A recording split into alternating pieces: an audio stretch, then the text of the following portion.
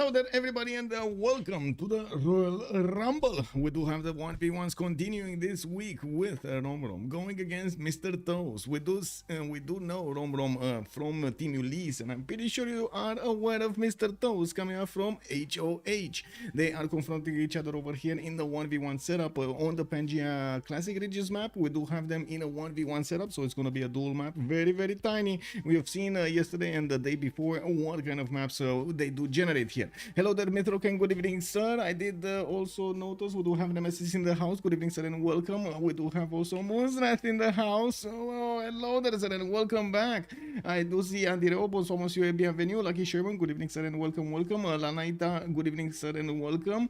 Fish, definitely the biggest. We got Vis Electra, good evening, sir, and welcome. I did also notice Lumatix, good evening, sir, and welcome. Fortuna Belly, hello there, sir, good morning. Oh my god, 4 a.m. Unbelievable. Shaklov 404, good evening, sir, and welcome, welcome. Kebor, welcome, sir.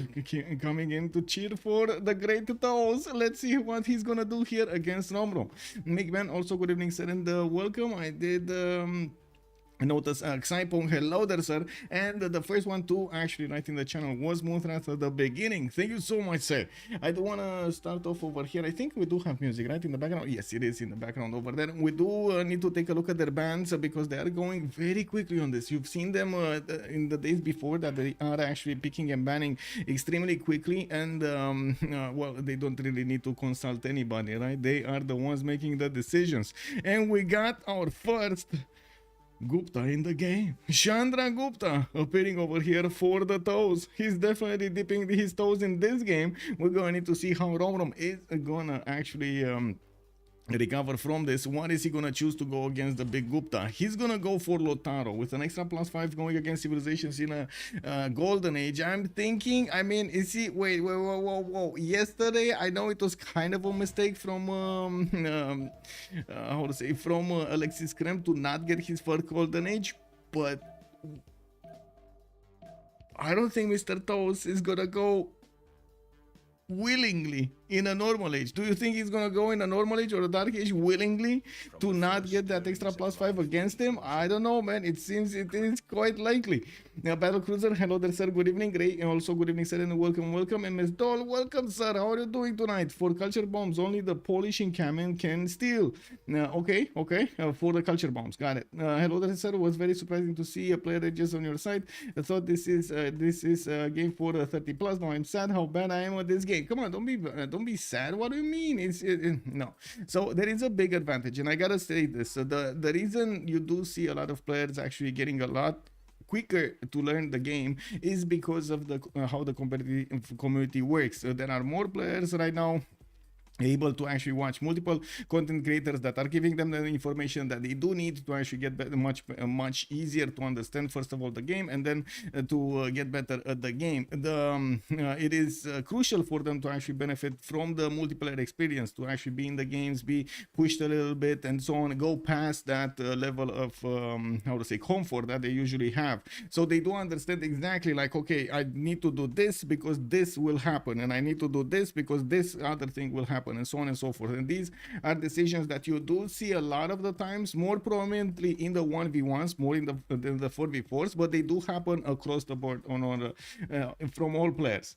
Yeah, also, but can Romrom go toes to toes with Mr. Toes? That's a very good question, MS Doll. Oh my god. Now I'm wishing I thought of that. MS Doll. Thank you so much, sir. Yeah, can he go toes to toes with the Mr. Toes? I don't know. We'll see.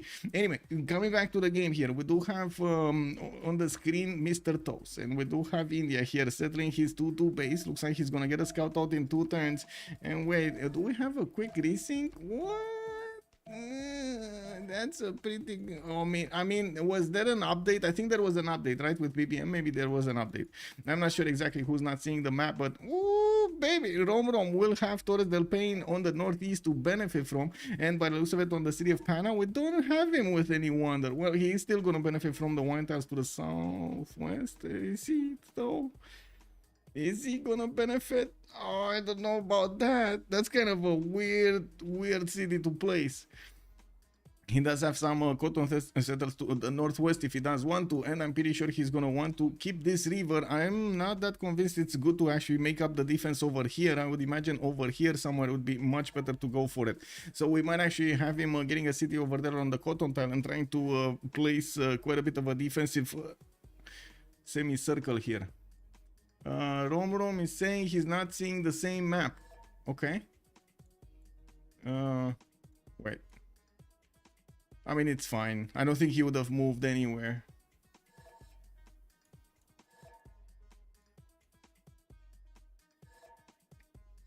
Okay, they wanna relobby. There wasn't indeed there was an update on one of the modes today. Better balanced maps. I believe it received the 092 version.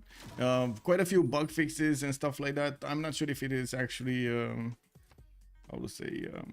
Let me actually double check. Do I have? I think I have. Like the last one, the last time I checked, I think I had the last version. But let me double check my also my thing. Let's see mods. Yeah, 092 beta. This is the mod. Okay. It doesn't tell me when I updated it. I think I actually need to go on Steam to take a look at that. But I used an account that is separate from the main account for this particular, like for these games, because I do find it much better. I don't actually have the pin bug, the atrocious pin bug when like the screen freezes for a few seconds there, or half a second, which is enough to annoy you, especially if it happens all the time. If you pin on the map, if anybody pins on the map, it doesn't even matter if it's gonna send you the pin or not. Like, it doesn't matter if you see the pin or not, your computer is still gonna freeze. And the last game just turned into my metaphor. It has some rules, but it's mostly a regular 1v1. Yes. Also, Battle Cruiser asking what am I planning to cast on Saturday. I was planning to restream. I'm not sure if I'm gonna get how to say a slot in the game for tomorrow. We do have Little Company going against Holiday on Highlands, which is kind of a big game over there on 1700 GMT on a Friday. I do know Sue actually wanted to stream the game. I don't know if we're gonna have somebody else also stream the game. If not, I will probably stream it. Anyway, actually, in any case, I will stream it, either restreaming or being in the game. Then we're gonna have on Saturday, I believe, 2 games, but the first one is a bit the first one is a bit with a question mark. We do have Ulysse going against ZYDX, and my big question mark is because there are only 5 hours between the 2 games, we might actually see it going longer, and I don't know exactly what to do over there if we need to move for the other one. So I did volunteer for recast, like I'm gonna restream, and if it goes longer, we're just gonna go for the other one, which is, I believe, amazing. It's gonna be Why So Serious going against Team 2. Ooh, big game, big game. That's gonna be amazing. We also have on Sunday, D-Shark going against what was it? Hashasiros? Was it that, or was it another one? Let me actually check the website here. Last Day Company Commander. Last Day Company Commander, I believe. No. Last Day Company Commander. It's also on D-Shark. The Sharks. We're gonna watch the Sharks. Yes, we're gonna watch the Sharks. There we go. Okay, so coming back to the game here, we are seeing the same map. They just relobbied at 10:10. We're also gonna have a few moments for them, a minute actually, for them to actually vote if they want to remap this or not. We also have the destroyer moving around here, so she's gonna try. If you hear a screaming cat, that's the destroyer just being hit and all. We do have to wait for them to actually make a decision if this map is gonna be the one chosen or not. In the meantime, we can take a look how they're moving. We can take a look at their possibilities. They're definitely close to each other, and I would imagine this is very good for Mapuche. I'm not sure if it's that good for India. He does want a little bit of safe space of the beginning to get his soul size down, shrines up, and so on and so forth, and then try to invest a little bit more in his military. While on this side, we do have Mapuche starting to get his settler out. He did not actually send one of his scouts towards the east side, and that means he's not gonna see the Torres del Paine. I also want to say hello, big hello to everybody on YouTube. How is everybody doing over there? Let me actually pop out the chats. Ani, hello there, sir, and welcome. Cloud City, also good evening, sir. I hope I answered your questions, and I do hope you're gonna find the Civ6worldcup.com website useful. If you have any kind of feedback, or you're finding it hard to find any kind of information, just give me a message, and I'm gonna try to improve it over there. we're definitely wait. Yeah, I do this and then I do this. Just getting my settings out over here. Victor, oh, good evening, sir, and welcome. You have arrived. Yes, yes, you did. Look at those shemamals. All of the shemamals. Oh my god, I didn't actually see that. Let me see. Oh my, wait. I need to click three more buttons. Three more buttons. I'm clicking buttons as fast as I can. Oh my god, yes, this, and then this, and boom, that's it. Prince Inoi, good evening, sir, and welcome. Huge Taurus to the northeast, and yes, we do have it with 4-3 hut over there. And I do notice, let's see, you were talking about the huge shemamuls. Do we have actually huge shemamuls? We got one over here. That's gonna be pretty pog. On Torres del Paine, this is gonna be amazing. I think this is what you're referring to, right? On Torres del Paine, yeah. What's up, Athena? You came to check us? Yeah, she's just visiting. We're 10-10, so we're gonna see the players start off on their votes over here, and we do see that Chandragupta was already preparing to move settler towards the east side because he did have one of the Mapuche warriors to the north. That would have been quite awkward for him to actually pop that settler and send it towards the north, even though he would have actually had a Koton settle that was dangerous. He's probably gonna get this Koton settle with the extra gold on it, and of course the extra amenity from the beginning, and we'll see how this develops. I should join your Discord so I feel reschedule and know all of these events. Yeah, that is gonna be much easier to actually get to know the games. I do have to say, sometimes I find out about the games like a few hours later, but I'm like a few hours earlier before the game start, and sometimes I do find the games actually quite a few days before, which is amazing because I do have the time to like get prepared and also get the messages out, set up the Discord and so on. Colento 1, Season 1 of CWC. Yes, it is the same Colento. Yes, it is the same Colento. Unfortunately, he wasn't allowed to actually stream those moments because Blizzard contract and so on and so forth, but yeah, it is that Colento. Does anybody know where Colento is, by the way? I think I spoke with him like a few months ago, like we were talking like randomly about some things happening in Civ, and especially with the mod updates and so on and so forth, but I haven't seen him play in such a long time. Does anybody know where he is? Is he playing on a different server? Is he like, I don't know, playing something else or something? Does anybody know anything? Anyway, coming back here, we do have the second map. Mr. Toes actually chose to remap the first one. That means Romrom will still have one remap token available. Looks like the city of Pana is going to have extra food available for him to use to the northwest. That's a wine tile that he's going to get to feast on. And well, I guess he's going to have some drunk citizens over there. We got some scouts also coming off from Pana, and we'll do notice that he's going to have probably two first meets over here. Auckland for the production and Bologna for the science, while on this side, Mapuche is going to have the production on Johannesburg. Well, I guess that's fine. It doesn't really have a good wonder to the south. Salar de Uyuni is not that big, but he is going to have some tiles next to it for those shemamuls, and we're going to need to see if he's going to get to use them. It definitely has a bit of an awkward beginning over here. Let me actually take a look. So we do have him with a very, very far away seal tile that he's probably not going to buy. He has a 2-3 deer tile, which is pretty pog. Extra food from the bananas that but lacks production point, which is kind of bad, but the rice tile would be amazing to get that +5, the farm on it, and of course work it. While I do notice he's not going to have 1-3s, unfortunately, to balance out that extra loss of production. Well, we do have him with cities that he could place freshwater to the west side, much better cities than India will have towards his opponent, and I gotta say, Mr. Toes, I think he actually got the short straw here. This kind of feels like he got the short straw. He's on the, I would say, on the bad side of the map. Is he on the dark side of the moon over here? Or is it just me thinking about this? Because I do see he's going to have like a pretty good city to the north, and then kind of an interesting city to the south, which is kind of lacking food. And then that's about it. I was going to hope for preserves, then I remember this is a 1v1. Yeah, it is a 1v1. Toes equals floodplains, coastal. Oh, well, I guess we're going to need to see if he's actually going to get Etemenanki over here. I'm not going to lie, Etemenanki would be great, but would you want to invest in a Etemenanki here? That sounds like a big investment with Mapuche next to you that could just get some horses out. Ahoy! Oh my god.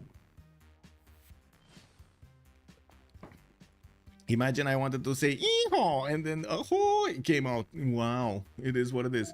Anyway, now Mr. Toast coming up with 5 science and 2 points of culture. He did manage to meet Bologna, so he got the first meet. Mapuche wasn't far away from doing it, but it was too late. We do have India also with the settler needing to make up his mind. I'm pretty sure the south is going to be the answer, and we're going to need to see him exactly putting down his city. I would imagine the wheat tile, but I guess we're going to need to wait for him to make a decision. Now, Romrom is going to start moving towards the west side. We're 10-10 with just a few seconds away from seeing if they do want to keep this map or not. +6 campus. Where did you see a +6 campus? Wait, you saw a +6 campus somewhere? Huh. Where did you see a plus? This is a +3. This is a +3. This is a +4. All right. Where did you see a +6? Now we got a +2, 3 here, 3 here. What are you doing?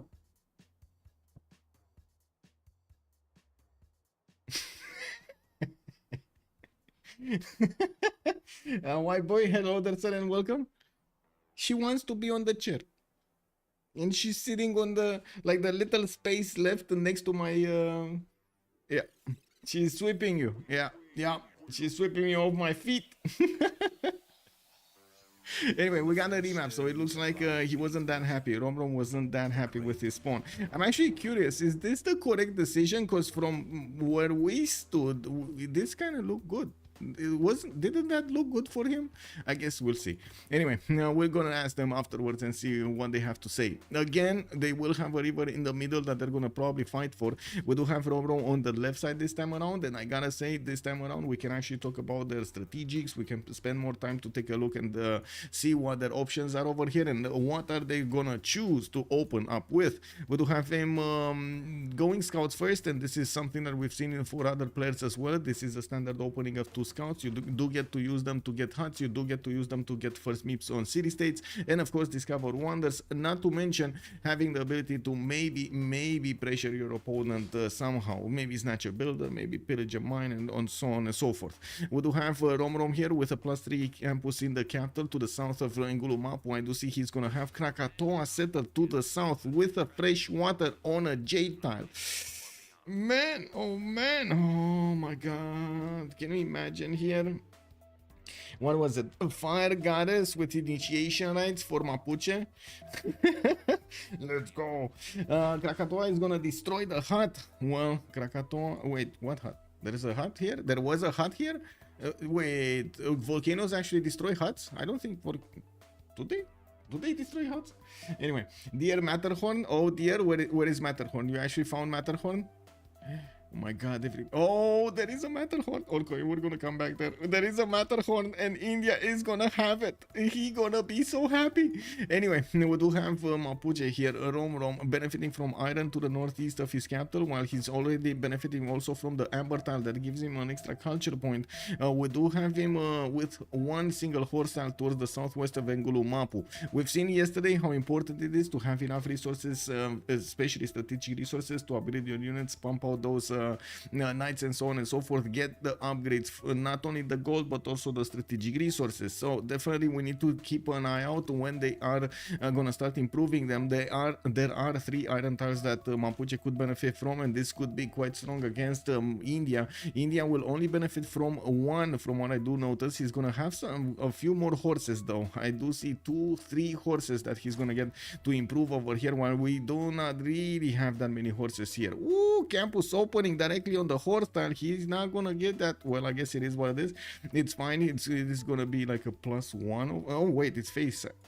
Wait.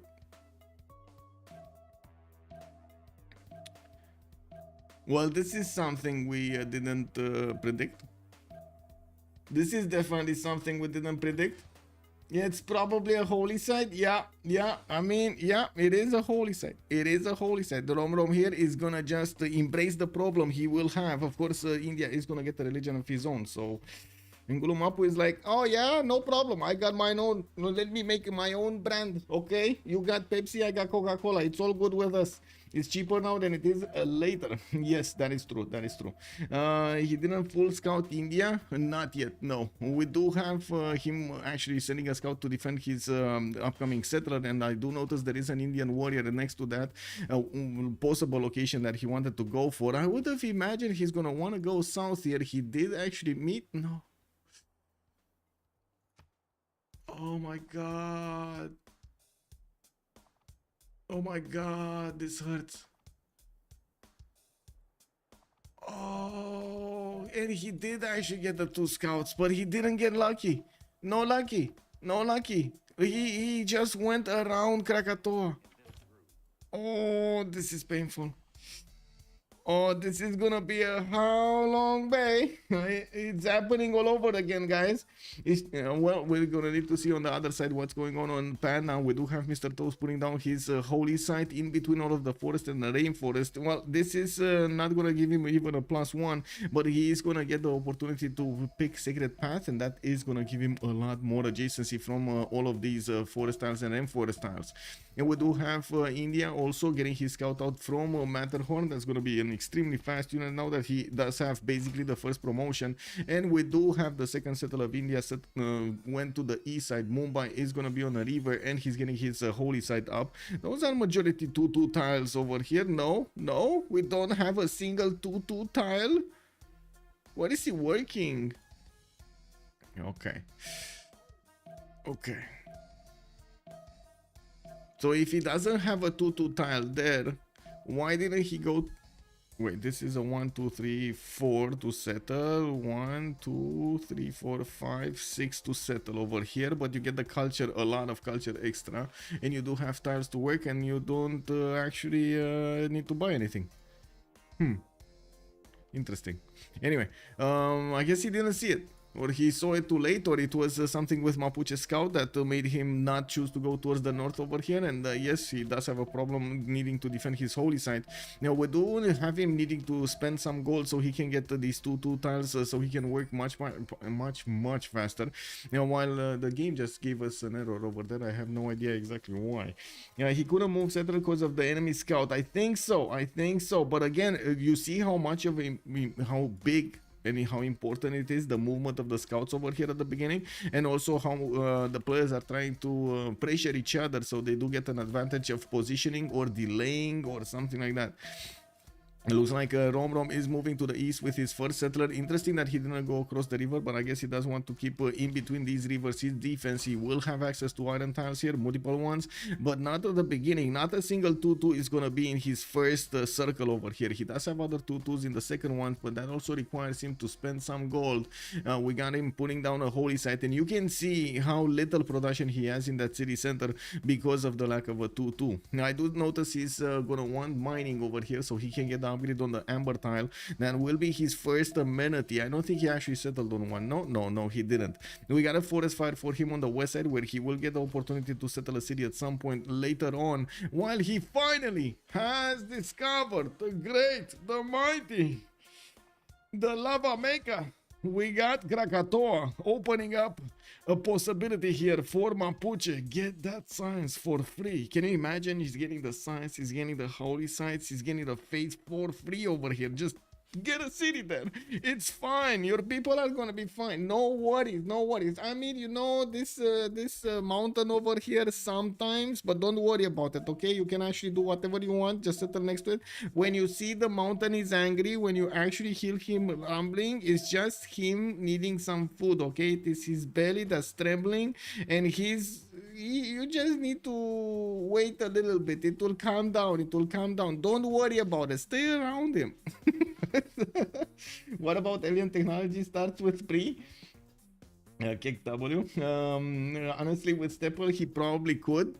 Whoa.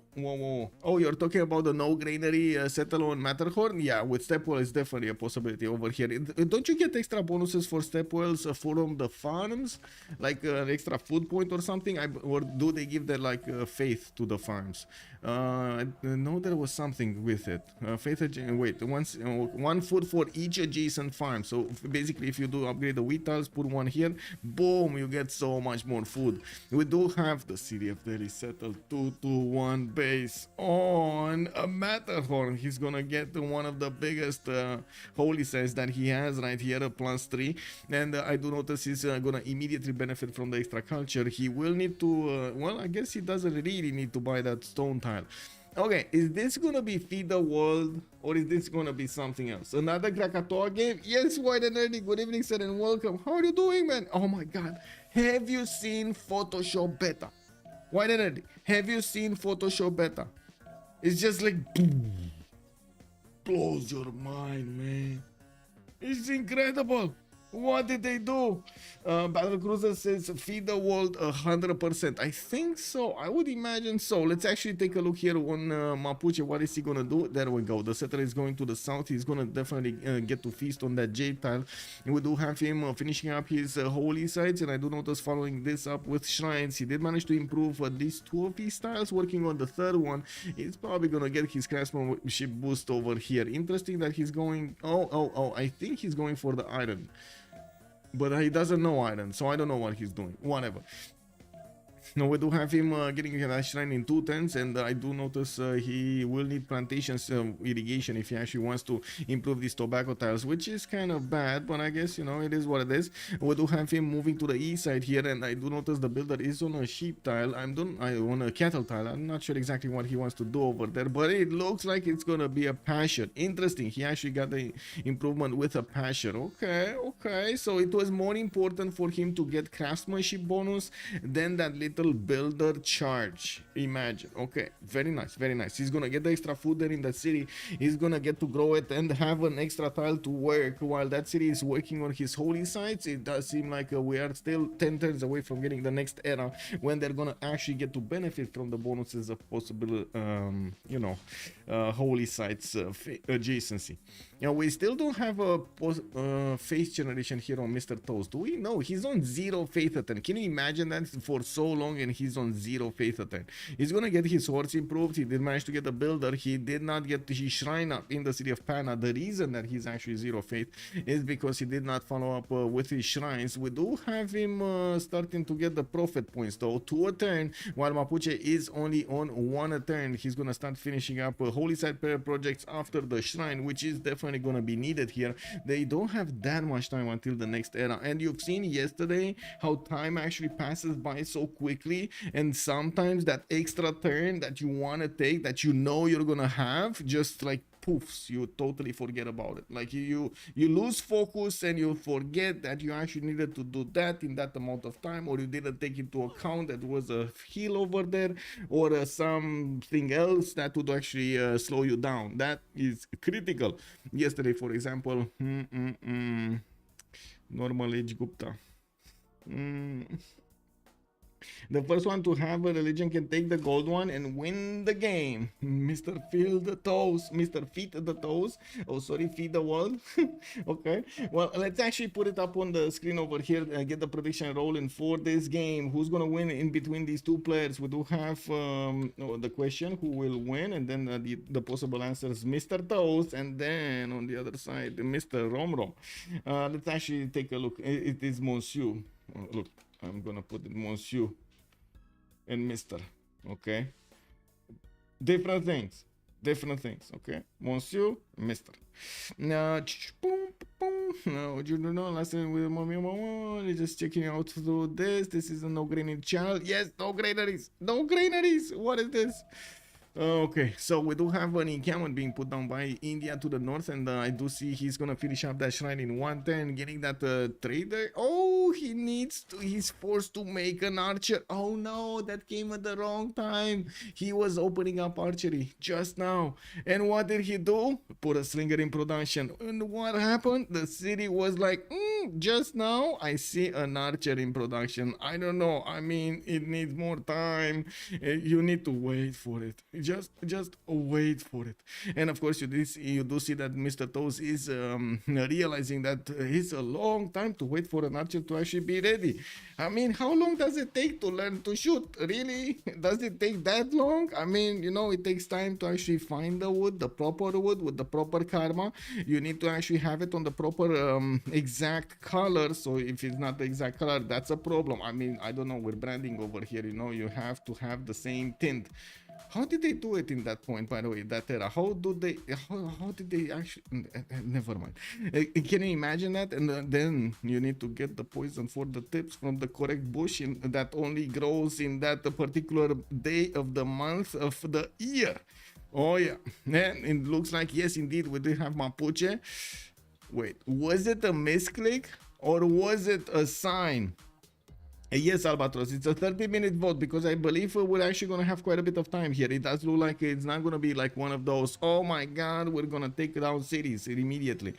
Different abilities are needed for sling and bow, to be fair. Yeah, true. On one side, you need to move your hand. On the other side, you just need to extend your hand, right? Different. Yeah, no, not wrong. Time flies, time dies. Glory, one blaze, glory. Okay, let's go. Well, we do have Mapuche figured out that, wait, he could actually get onto the holy site of his opponent and just stay over there, make a picnic. Well, they actually were giving away free TVs. That's why he got onto the TV and on the holy site. It happens. We got over here Mumbai getting the archer next turn, and I do see the scout will have a promotion. By the looks of it, he's not promoting it yet, which is kind of surprising. We do have also India getting his great profit here from Panda, and I do notice we're 1027, 4 more turns until the next golden age. We are looking at both of these civilizations managing to get the necessary points for the golden age, and we're going to need to see what they're going to choose. The first religion is going to be feed the world. Okay, is he going to take it away? No, he went choral music with tithe. He got the gold. This is also impactful. Because Chandragupta, you've seen yesterday how much he benefited from actually having those cities there. It was pretty good for him. And it looks like Romrom over here was just not ready to click the proper buttons, while Mr. Toast did manage to take out his scout from the city holy site of Mumbai. We do have him following up with the trader. Man, this trader actually was postponed so long. Is it Forge on Chandragupta? God of the Forge. Yeah. I think the big question is he gonna have a government plaza? Because he put his encampment from the city of Pana, and I don't think he's gonna get to 7 pop that soon if he's not gonna get feed the world. If he's... Oh, okay, let's see. Did he get feed the world? I don't see the city. It's still growing in 12 turns. And he has a shrine that should have had more housing and more food. Let's see next turn. Oh, it's still 11 turns. No, he didn't get feed. He went for the production, didn't he? Okay, guys. Feed the world left side or production right side? What do we do? Feed the world or production? Work ethic. What is it between the two? Did he pick feed or did he pick work ethic? Right, so that's feed. Woo. Okay, let's see. Let's see. Oh, it did it. You mean work it? I mean, you can't get it back, man. What do you mean? You were saying, oh my god, man, going back on your word like that. What is this? Because of his B2? Oh my god. Well, the builder is coming out. Mr. Toes is having a problem. Romrom Scout is getting in. It looks like he's gonna try to get another archer. He could actually chop it with the builder over there. I would imagine he already has mining. He did improve something here. or no, yeah, he did improve the number tile. We do have them also 1030. Looks like Magnus is gonna be the option of Mapuche in the city of Picumapu while he's putting the first horse in production. We do have in the stat screen over here Lotano getting the benefits of Puel Mapu, which is a bit of a surprise over here that he actually chose to settle on that tile. He did want to get the most out of the science, out of the tiles of Krakatoa, and even gave up on the Jade settle with the freshwater for it. Anyway, we do have him getting a significant advantage here in the science. That's 40% over Mr. Toes, while we do have Romrom getting 17 culture with Mr. Toes only on 14. Now we do have a few archers starting to move towards his opponent. It looks like India is going to get some of his own, and he's starting to get in common training projects over here. He just needs one so he can actually get a general, while I'm pretty sure we're going to see a general for Mapuche. Since both of these nations are going to be in a golden age, well, I believe Mapuche will be on the advantage, on the upper hand over here. He's gonna have the upper hand, the ace up his sleeve. He's gonna have an extra +5 against India whenever India is gonna get that. There we go. Warrior bullying the slinger into submission. I mean, don't you throw those rocks at me. Let me show you how it's done. Can you raise CS according to the rules? Yes, you can raise a CS. You cannot keep a CS. That's the problem. You cannot keep it. Also, Machiavelli, hello there, sir, and welcome. He will feed, all right. What is Mapuche's religion? Mapuche went for choral music with tithe. Choral music and tithe. There we go. Initiation rites as a pantheon. He's getting the faith per this. Okay. Golden Age. What you gonna be? Monumentality Golden Age coming up for Romrom. He does have 17 faith at 10. Looks like he's popping builders like there's no tomorrow. He does have horses coming out there and still needs 2 more turns for Magnus to get into that city center. He doesn't have, by the way, he does not have an encampment down. He went for an Gavron Plaza here from the city of Vengulumapu, and he just barely got into oligarchy. Didn't have time to actually build something like Waller's Throne. We do have him getting another builder from Puel Mapu, and we're going to need to see what is he going to start doing with these archers going towards his opponent here. Mr. Toes did manage to take care of the scout, but not before the scout actually feasted on the holy side. Well, it's fine, you know, Mr. Toes got a builder quickly, did manage to chop a few tiles over there, he got the forest, and immediately got back the holy side, the +3. He did manage to also recruit a general, while I do have to say Romrom is struggling to get the gold per 10. We do have him on -1 gold per 10. He's starting to actually get quite a bit of a military here, and I gotta say Mr. Toes over here is playing it very how to say very safe, sending the general towards the west side here in the face of Mapuche's military. The general doesn't actually get anything. It doesn't really happen, nothing actually happens to the general. He just gets back into the closest city, and that's it. But you can kind of trap him. We've seen multiple times like admirals getting trapped by their opponents and so on and so forth. Yeah, it happens, you know. You take the chance of moving with that unit. It is what it is. We do have Waller's Throne coming up in 5 turns from Ngulumapu, an encampment from Pikun Mapu, and by the looks of it, in the lands of Mr. Toes, he did go also for a Monumentality Golden Age. He's gonna benefit from the 22 faith at 10, the 36 production that he has to get some units out and fend off attacks from Mapuche. Well, in the meantime, the Indian Varus are starting to get out onto the field here, and yes, he's starting to improve his iron tiles. I do see he's gonna get quite a few more Varus. What a few more Varus. Encampment training projects coming up in Picumapu. Looks like Mapuche is going to want to actually chop it out immediately. There we go. He did actually chop one. He just needs the next turn, and he's going to get a general. That means these units are going to come with an extra +10 over the Indian units. I guess an extra +5 because the general does nullify each other, right? They nullify each other. And what speed is this? It's always online. Always online. We just, I mean, I don't think we got enough patience to finish a game that is not online. Just saying. Yeah, it's the 1v1 timer is crazy. You can actually take a look how little time they have to go through these turns. So he has like 3 cities and 7 units to micromanage, and only like a minute to think about. It is what it is. Now let me actually put it up on the screen over here on YouTube as well, the prediction for this. Do you settle left or right of Krakatoa? Work ethic is still nerfed. Yes, work ethic is still nerfed in the sense that it gives you +2 production for each shrine and +4 for each temple, basically, and not it doesn't give you the production equal to the adjacency of the district KW, which is kind of, can you imagine?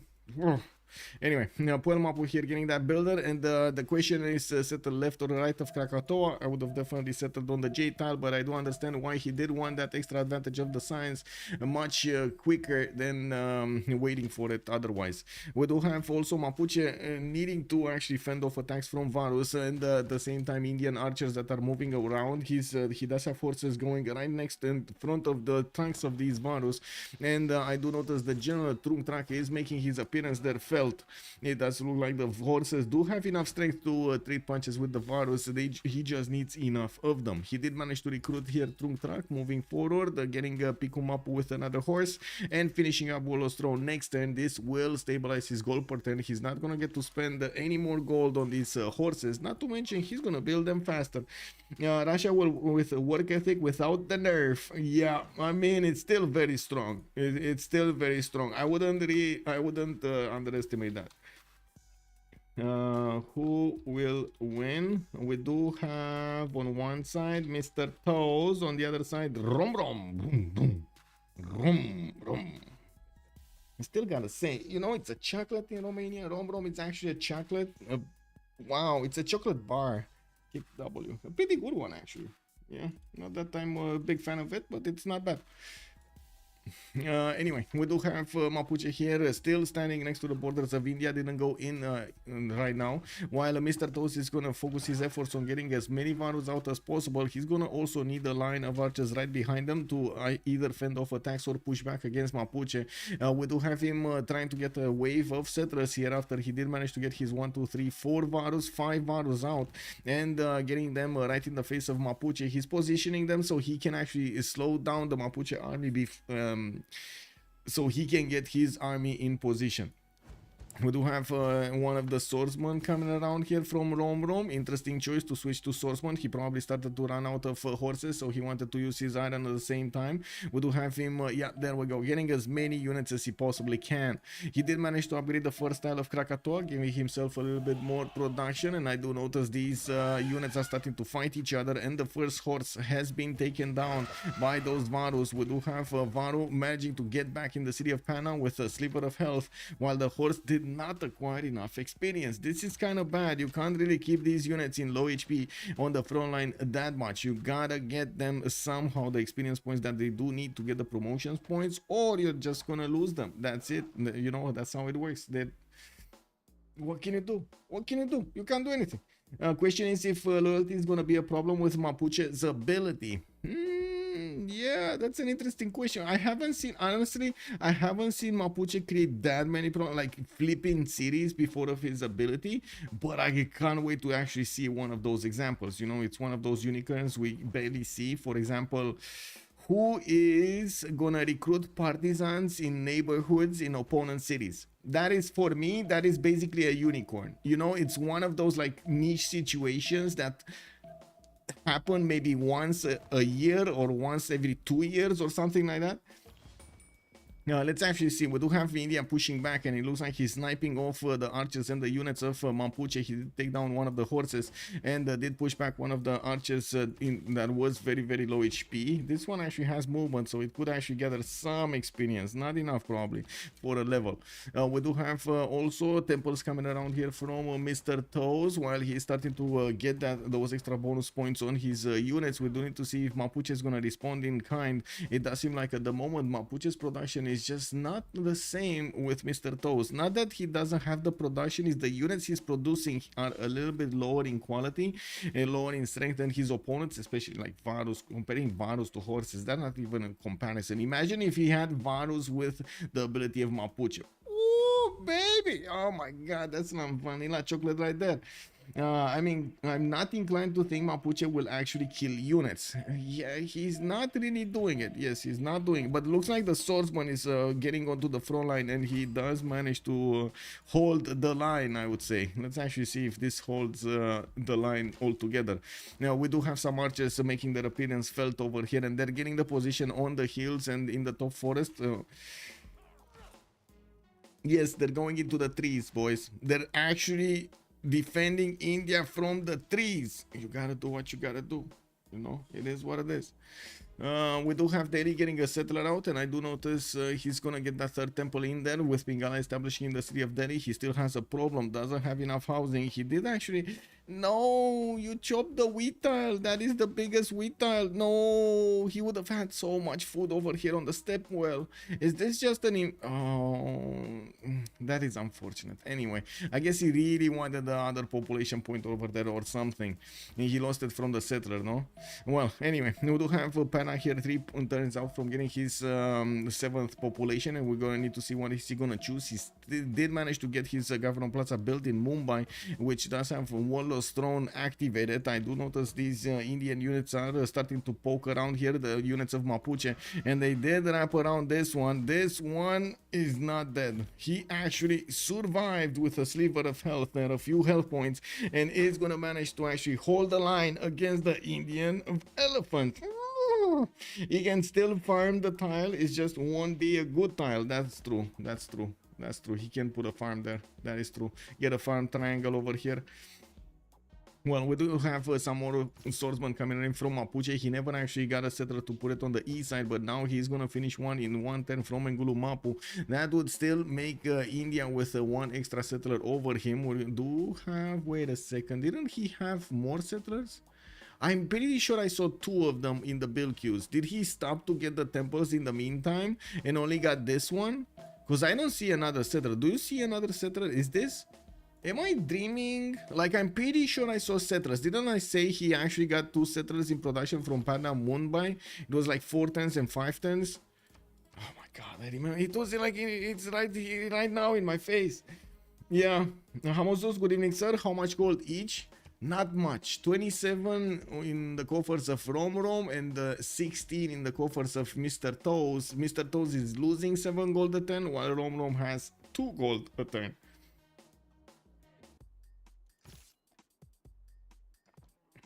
Yeah, these elephants don't really seem that eager to be pushed. We do need to see if Romrom is gonna manage to get his upgrades for the next part. He does have his settler moving towards the west side, and I do see Pingala establishing in Puel Mapu. This is gonna be quite an advantage for him, having that extra science over Mr. Toes. I do not see a campus, nor do I see yet India having the ability to put down a campus from its population. He's gonna get that extra pop in Pana next turn, and I guess the big question is he actually gonna put a campus? He's kind of forced to put a campus, right? He can't do anything else other than a campus. Like, what would you do? Culture? Try to go for nationalism faster, monarchy faster? I don't think he's gonna get enough to get there to make a difference, right? So I would imagine campus or commercial is probably gonna be his choices. He needs both. He needs more gold because he doesn't have that much, and yes, he did improve most of the tiles that would give him gold already. So he definitely needs to fix that problem. While he needs to have a bigger military, he can't give up on his military. Even on the other side, he would need more military to actually overwhelm his opponent. So definitely, that's a hard choice. That's a very hard choice. With only 12 science a turn, he knows he is quite behind Romrom. Romrom is going to get a big influx, and he's going to flex that extra science when he's going to get Puelam up over here with Pingala as a population point, the extra science per population point. Oh, that's going to be big. And he has a chop, copper chop and a mace. Wait, -9 dium, no gold in a turn. Is he going to start losing units? Wait, no, so he is moving his builder on the maze tile, so he might actually chop this one. We do have Romrom moving forward with one of his sources, trying to see if he can actually do some damage to the Indian defenses. I do notice Mr. Toast, there we go, just chopped one of the main styles in Delhi, one of the main styles in Panda, and now he did at least stabilize his coffers. He's on 109, and there we go, campus. But where gold? Where gold? It is a campus, but where gold? He has to go commercial because -10 is not sustainable. I agree, and this is a big conundrum. This is a very big problem for him. He needs to somehow get an extra trader and start trading with a city state here if he can. Now we do have Mitla for Romrom, and it looks like Mr. Toes is going to keep Geneva. I do see Mohenio Dano is also going to be Romrom City to the west side, and at the moment I do notice Mapuche is working on internals. He's going to send one of his settlers towards the west, where of course we do see all of this land has been fertilized a little bit by the gods of Civ. You know, they just went over there, marked the spot, and got all of those extra food points and production points. It is what it is. Sometimes you need to send some fire to, you know, reclaim stuff. It is what it is. How is it in the movies? First you have to destroy it and then create. I don't know about that, but still it was quite a well-known phrase in the movies, I would say. Holy Magnus City. Well, yeah, it is a Holy Magnus City. He still has quite a few chops in there, and I do see he's still making units and sending them to the front line, while I do see Romrom only has these cities to benefit from ties. So he's going to be quite happy if he does manage to get one commercial down. I don't think he's going to have that opportunity, is he? We do have him with a +3 campus from Engulumapu. That doesn't look like it's going to happen unless he starts getting the housing from somewhere. I don't see a single Shemamul here. Can he put a Shem? Wait, can't you put Shemamuls on you? I think he could put a Shemamul here. Can he put a Shemamul here? He should be able to put a Shemamul.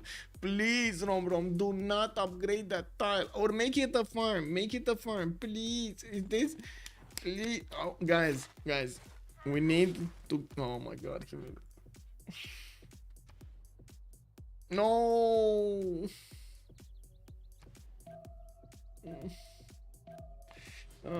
If tile gets buffed by forest fire, does the buff go away if you chop? No, it just goes away. Not the buff. The buff doesn't go away, but everything else goes away.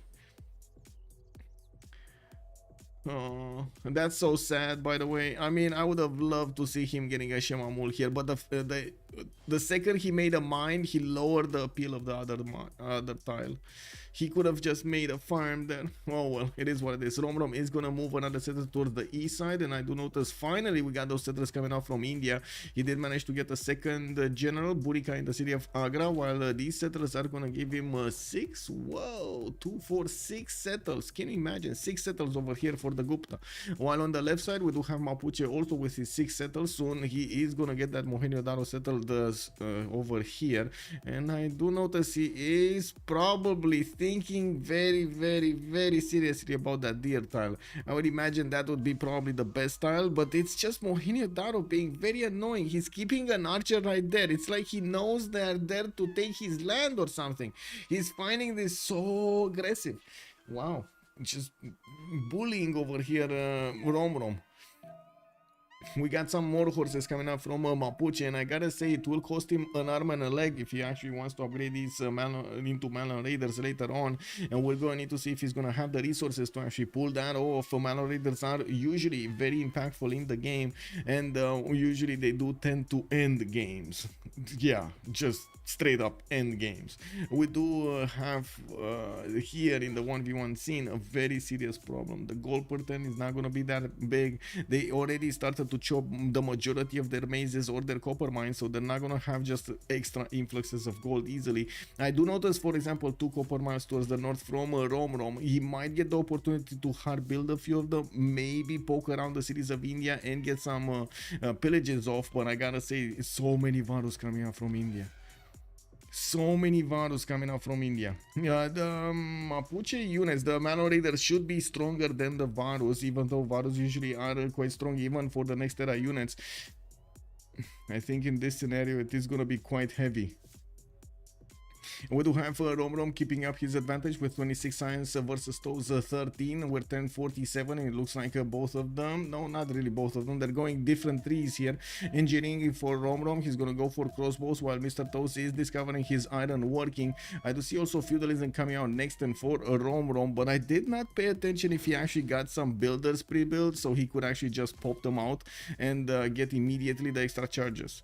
Now I do see Romrom is starting to push a little bit the toes here in the city of Vagra, where I do notice Mr. Toast got immediately some walls. We do have India making a wall of archers right behind his Varus, so he can keep on shooting while his Varus are getting the heals in the front line. I do also see Romrom is expanding a little bit his army towards the northeast. He might actually want to take on the city of Vagra here, which is receiving Governor Victor bonuses that would give him not only more fortified defense, but more hit points on the city, I should say, but also an extra +3 on the units if he gets that promotion. Sneaky horses. Sneaky horses. We got Romrom trying to get through, but it looks like he's not gonna be in time to actually take a settler. He will slow down Mr. Toe's second city over here, which was probably sent to the south and then needed to come back.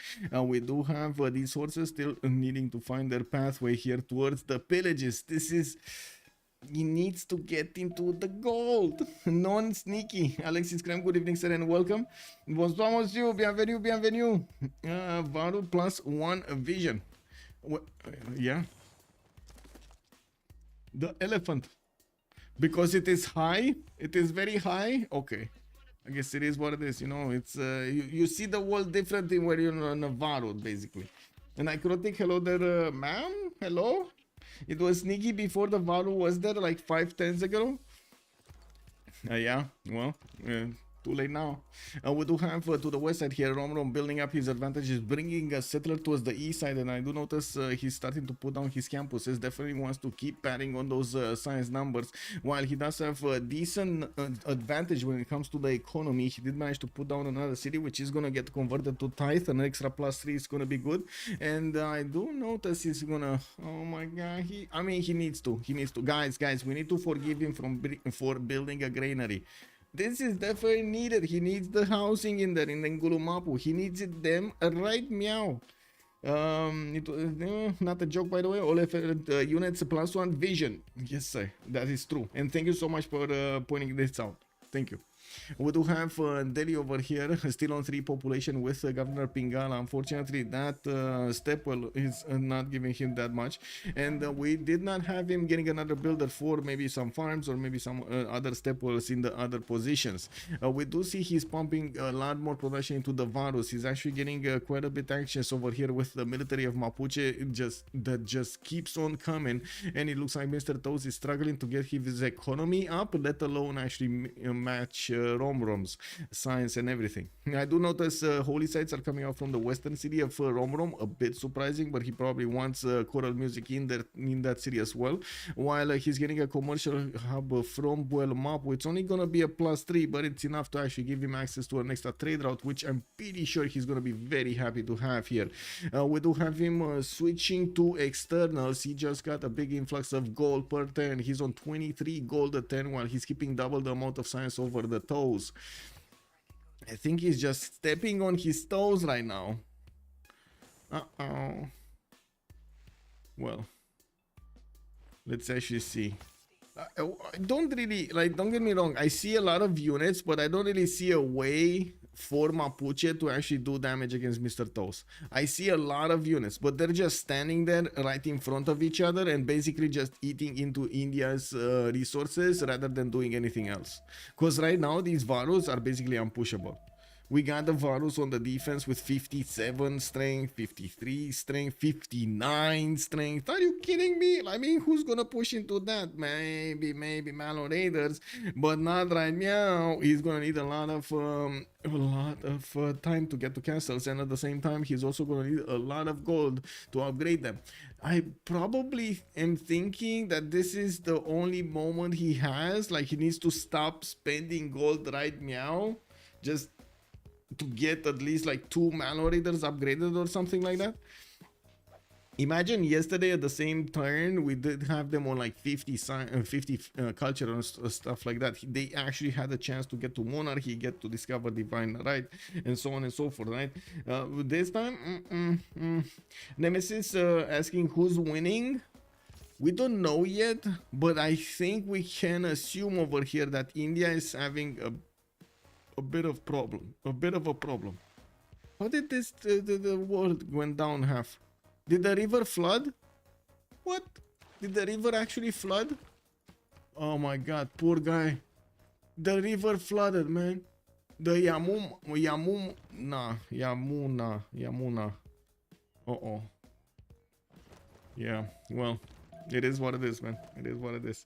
We do have that campus barely getting built over here from Pana. He did not have the time to actually pad his science numbers, and I do see he's getting encircled over here by the units of Mapuche towards the northwest of Agra. We do have Mapuche basically putting as many of his archers as possible in the city of Pamul Mapu that just keep on getting promotions, attacking into those Varus. We do see a few more horses coming around here from Romrom, while he is gonna move Magnus in the city of Vlafke Mapu. That's gonna give him access to a lot of jobs there, allowing him to increase his advantages into some areas of his empire. Also, Nemesis, are they trading with city-states using Amani? Not right now, no. Mohenjo-Daro, nor Mohenjo-Daro, nor Geneva do have Amani in there. Oh, we got an Amani here. That's Mapuche Empire established Amani in Mitla. While he did go for Moksha first, I do notice he went Pingala second. So he went for culture, then the science, then the Magnus for the chops, for the extra production from the chops. And as usual, we do have the archers winning the day against the Varus. It doesn't seem like these Varus can actually push into the Sosman, but we do need to see if he's gonna start being aggressive. If they do get through the initial Sosman defense, I'm pretty sure these Varus could actually do enough damage against the city of Mamul Mapu to put it in danger. And this is something that Mr. Toes really needs to do right now. Like, he would need to move the Varu here at the end of the turn, but he doesn't have movement. Neither this one. No! He doesn't have movement on either. He would have needed to push. Keep on pushing. Romrom just caught him by his toes. We got fusion in the house. Hello there, sir, and welcome. CS is converted. Which one? Which one? No. This one, Mohenjo-Daro, is converted, but Mitra is not converted yet. We do have also Mapuche putting down one of these encampments right in the face of Agra. I mean, this is kind of scary. We do have him chopping down the encampment. That's going to give him a fortified position to attack directly into the city center of Agra with some catapults. You can imagine, India just cannot have that. It's just impossible, right? Oh no, it's Mr. Toes. That's clever. Yeah. Fulcrum, good evening, sir, and welcome. I think I answered that question. He get 25 cities multiplied by 4 gold. Yes, he only gets 9 gold from tithe. It's getting enough. It's getting enough. Wait, isn't it 3 per pop? Wait, if I remember correctly, tithe is 3 per pop. Elchbox has joined the round table. It is 3 per pop. Okay. Elchbox, and thank you so much for the follow, sir, and welcome to the stream. We do have Mr. Toes managing to get a few more archers in production. He's trying to keep away the Mapuche units from his land, and he did manage to basically clean up the south with his Varus everywhere. There is one single horse that still is available in the Tundra for Mapuche to try to sneak into the lands of India. We're going to need to see if he's going to get past the Varus. I mean, they can smell things from miles, man. You can't really just send a horse over there all smelly and stuff, like leaving a big pile of smelly stuff around him, right? You need to send something a little bit more scent friendly, you know what I mean? Any terracotta enjoyers? Not yet. We don't have terracotta. He will have possibility to get it here in Piku Mapu. While I do notice Mapuche still does have quite a few builders going. He's gonna get the campus here from Puel Mapu. Where is this campus and what is he gonna do? That's a +3 here to the northeast. That's pretty big. Especially since he kept on banking on that advantage in science. He's 700 science total, while Mr. Toes is 450. We do have them basically on the same level as of culture. For 7 more turns until the next era. We do need to see if they're gonna manage to get their era score going. We do have Romrom very close to getting his mercenaries in 2 turns, and I do notice he's starting to get his libraries out, while he's 1 turn away from getting Engulu Mapu's 7th population. I'm actually very curious, what is he gonna choose to do here? What is he gonna get in that city center as a 3rd district? Is he gonna be a commercial? Is he gonna be an encampment to just keep on pumping units like there's no tomorrow against his own, like hard build his units and go against his opponent? Is he gonna be a theater square because he wants the extra culture? What is it? Encampment? You say encampment? I'm thinking encampment, but can he do something? Can he use something here as another district to give himself an advantage against his opponent? culture doesn't seem like he's gonna play an important part in the game, and I'm pretty sure he could have actually gotten a lot more culture with Shemamuls than with a theater square. But he just probably didn't want to mess his hands with this. I think this swordsman might be dead last second of the turn. Romrom really needs to be careful with this swordsman because it can be pushed by two sides from the Varus. He can tap it from the other side and just move with this one at the last seconds of the turn. And yes, probably Romrom is going to take that one down. They're going to lose the fortify. They're going to be closer. They're going to be in range of the archers and so on and so forth. Like, look at these archers. This is basically like an execution squad over here. All of those archers in the fort just keeping an eye out on the hill over there. On the encampment, guys. If you see any other unit than yellow, shoot. Okay, if you see somebody dressed in yellow, it is one of us. Okay, one of us. Oh my god, they said that actually in gray zone and it didn't work out.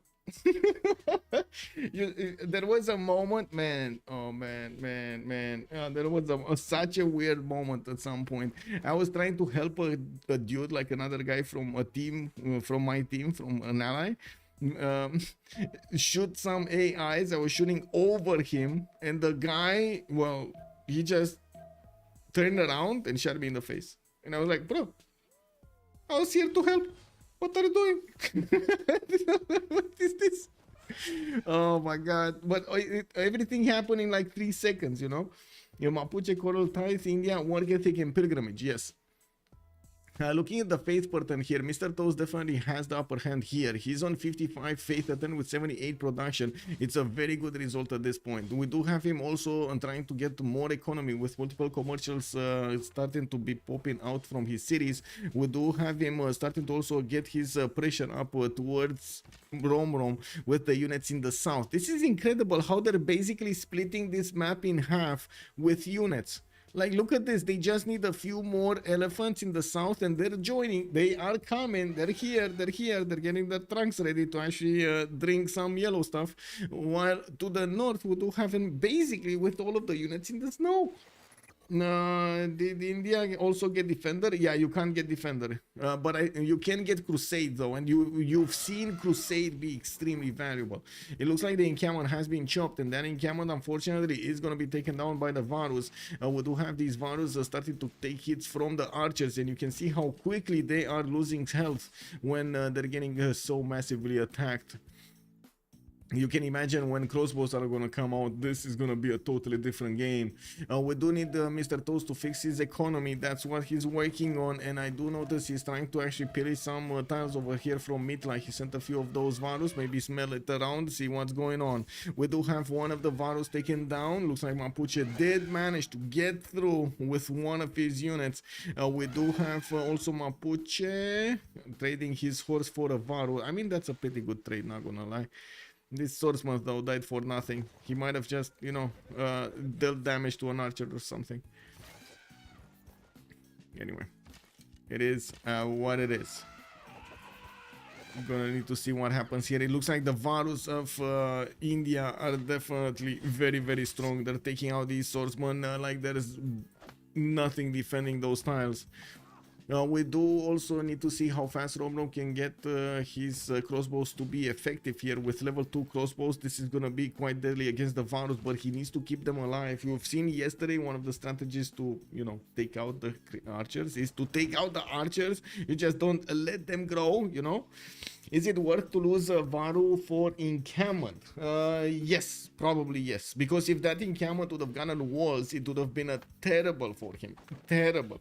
And usually what you want to do is you want to get the walls first and then you chop the encampment, because if you get the walls first, when the encampment is ready, it just pops with walls directly, so the enemy will need to spend a lot more time chewing through the wall defense to actually take it down, while when the encampment is just, you know, like a casual encampment, like a tile over there, it's gonna immediately take massive amounts of damage from your opponent.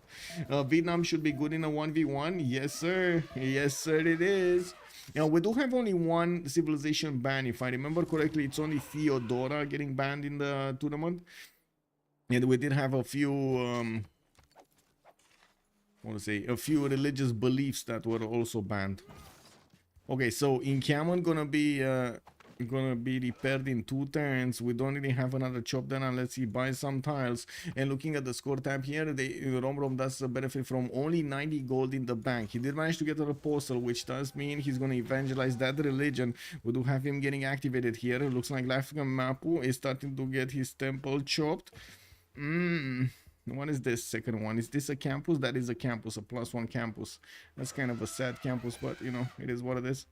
Oh, Encampment dead again. And Mr. Toes is not letting this go. Well, we do have a bit of a problem here for Romrom. Yes, he's gonna get his professional army out, but he needs quite a bit of gold to upgrade even the level 2 even these archers into crossbows. 60 gold a pop at his level of economy. That is a problem, a massive problem. And as you can see, the crossbow is upgraded. It is going to be 62 attack against the Varus 52, and this is going to start to create havoc over here in the lines of defense of India.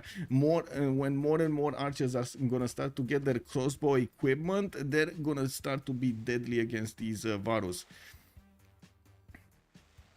I mean, just look at the archers. They're tearing them apart. They're just tearing them apart. Yeah, but I gotta say, it wasn't that. India was also kind of passive over here. I'm not saying that he could have done something, but we've seen how much it matters for your units to keep on moving, keep on attacking your opponent yesterday, so you try to get an advantage for yourself there. We do have Romrom repairing the encampment next turn. He did manage to push back those Varus there. I think he killed 2 of them, and I do notice he's rebuilding his line of defense around these archers, so he could actually get those upgraded into crossbows. With his crossbows getting hard built in the city centers, we do have him getting his holy waters, increased healing. Ooh, baby, very nice defense here. We do have on the other side also crossbows coming around. Looking at the era score, we do have also them managing to get their golden ages. Both of them are going to be in a golden age, and I guess this answers my question from before the stream. Is this going to be Mr. Toes wanting to deny himself the bonuses for the golden age because his opponent is Mapuche, or is he going to just accept that his opponent is going to have a +5 against him and just, you know, do whatever? You're tearing me apart, Lisa. Why you do this to me, Lisa? What is Varus maintenance? It should be like 3. Varus should have 3, but let me see. Varu,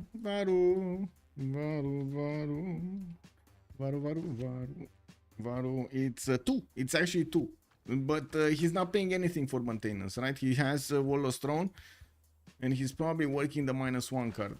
Yeah, he's working Conscription and Warlord's Throne, which basically nullifies how much a Varu costs. So unfortunately, this lack of gold per turn is more because he built a lot of stuff, like his holy sites, for example, cost him gold for each building. We do have the campuses also cost him gold, while he didn't actually have a lot of resources that he could improve with gold per turn. In contrast, Romrom on this side did have a few, like some bananas over here, but he didn't upgrade them. So I wouldn't really say there was that much of a difference between them when it comes to the resources of the land availability. Have you considered naming a new cat after a Civ unit like a Varu? Not really. No. I find it very nice to name them after like Greek gods or something. Like I don't know, something from mythology, right? Something that is. I don't know. I guess I'm a bit of a conservative in that sense.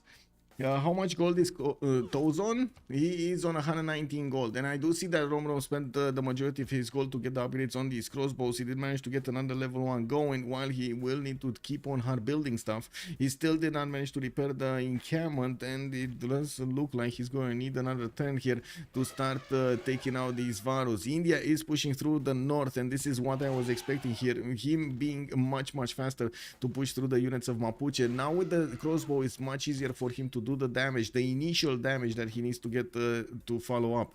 Now, a bit surprising that he still has quite a few units in the east side here, in the southwest of Pana, I guess, and I was expecting him to keep on pushing a little bit against Mapuche, but he stood still, he stood his ground, and to be honest, right now it's a bit too late to move. The crossbows are there, and they're gonna be there in the city center, keeping on the pressure on their opponents. Tokugawa is a great pet name. Toku, can you come back? Come back, Toku. We got meat.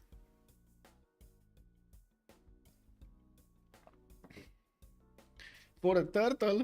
Tokugawa for a turtle? I don't know about that, man. Tokugawa for a turtle.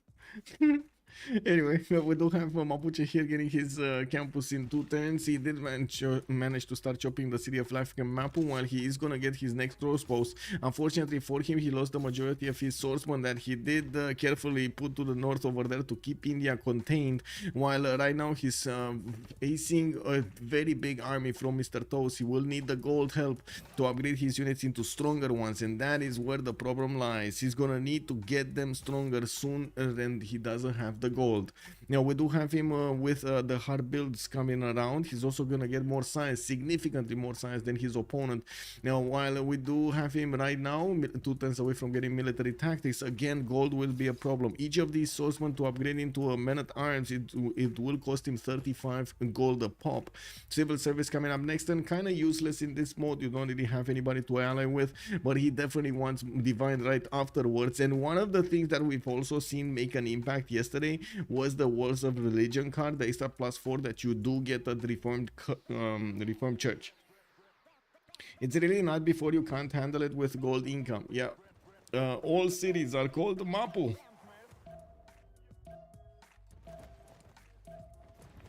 Mapuche did go in Kamat in Mapu. He did go. Okay, we're gonna have a quick thing here. I'm just gonna vote B because usually that's what I should vote. And we got, I guess, a minute of a pause. It's one of this.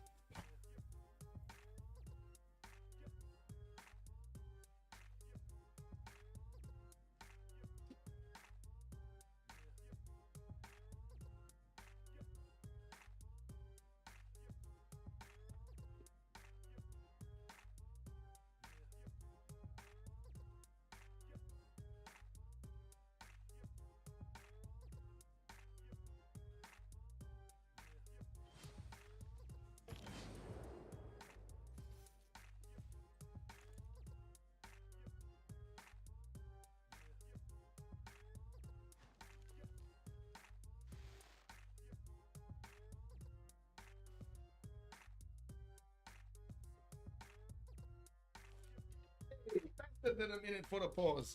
Look at that, we're actually getting this going. Let's see what happened here. Buddhism getting plus 10 religious strength. We do have Chandragupta not growing via culture, and it looks like the 2 diplo points did go on Lotaro. Now we do have more crossbows coming out, significantly more crossbows than Mapuche has, but these Mapuche crossbows should be deadlier. Let me actually double check this. Yeah, they're much stronger, much stronger. Like Romrom's is like what, 60, and this crossbow of his opponent is like 42. Not even close to a match. I think he's gonna figure it out the hard way, that his Varus are just gonna die here at the doorstep of Mapuche. We do have India managing to get a Varu from the north, and he is gonna put pressure on these inner units of Mapuche. We do have the Varu, though, in trouble. Is not getting the +5 of the general, and of course these all of these units of Mapuche are gonna be quite strong with the extra +5 they have. Now we do have also them healing a lot better in his borders. He's gonna get +20 extra heals, and I'm actually quite curious what is he gonna do next. This one already moved, so he's not gonna pop a heal. This one is gonna pop a heal, so we're gonna see this extra heal coming on these horses, popping on those horses. Why did he not shoot with the crossbow? What does he want to shoot with the crossbow that he did not shoot with the crossbow? Okay, there we go. And get another one, and another one. Get another one. Hello? The crossbow is not shooting. Okay, never mind. The horse actually killed the unit. He double tapped it. Okay, well, it does seem like at the moment Mr. Toes is managing to overwhelm his opponent with sheer number of units. Even if he doesn't have the quality of them, he's still managing to put so many of them against Romrom here. and right now Mapuche has a big problem. How is he gonna deal with all of these units? And it does seem like India is gonna keep on moving forward. He does have the opportunity to take down another unit here, while he does need to get his reinforcements straight. I do see he did not stop building units. A bit surprising that he's getting a campus in Agra, but to be honest, he's kind of late on the science, so you know, can't really fault him. The only thing that I wanna say, I was expecting him to just keep on making units. That's why I pointed it out. We do have so many of these crossbows starting to do the damage against their opponents. We do need to see how the counterattacks will happen and which ones they're gonna prioritize. While it looks like this is just gonna keep on raging. And we got Mr. Toes also getting his printing in 1010s. I do see catapults coming out from Pana to deal with the pesky walls. Many times has appeared here. Does he have the gold? He has 55 gold. One single many times can be promoted. One single many times. I wanted a +5. Yes, me too. Those does load much slower or what? He could have done so much more damage. And I don't think he's actually loading slow. I think he's faster than Romrom, if I did see this correctly. Or maybe I'm mistaken. Maybe they're actually loading at the same time, to be honest. Okay, we do have the attack on that crossbow, and as you can see, it is being put down in very low HP range. That's a level 2 crossbow, which is extremely valuable. He needs to move it out of there, and it does seem like at the moment India lost the opportunity to take it down, while Romrom was so confident he's actually going to keep that alive. He moved it out towards the south, which is right in the range of the Varus. Oh my god. Anyway, it is what it is. We do have Mapuche getting his Hannibal Barca to help him out in Picu Mapu, while he does have Truk Track on the east side. He's losing his grasp on the city of Picu Mapu.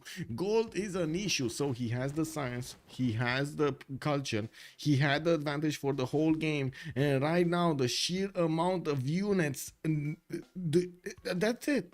That's it. The sheer amount of units from Gupta is overwhelming his defenses, and even if he has the quality of units, it does not matter that much. He should have, I don't think so. He should have killed the T2 start of last turn instead of sitting around like he did. That is so true, Machiavelli. I agree.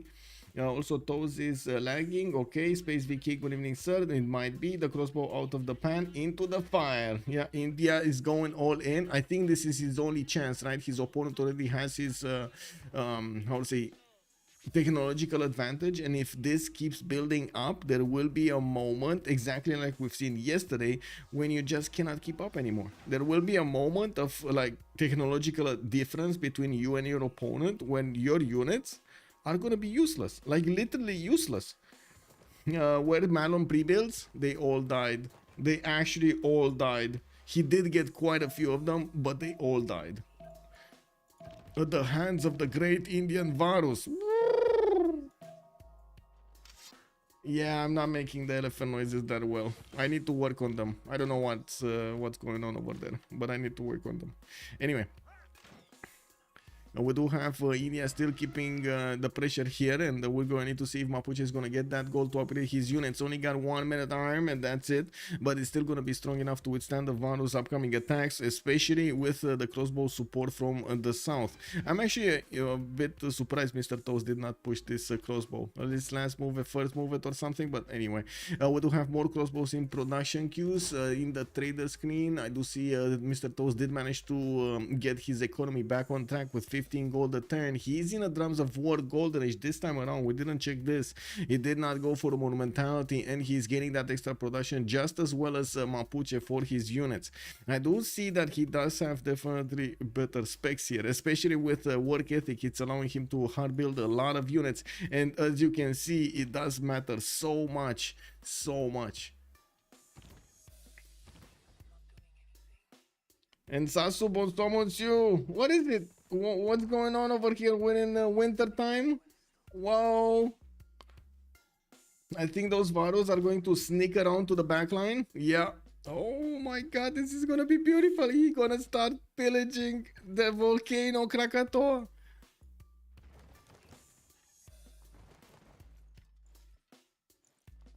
The elephant noises sound kind of like pigeons. Yeah, not like, yeah, I'm pretty sure I didn't get that correctly.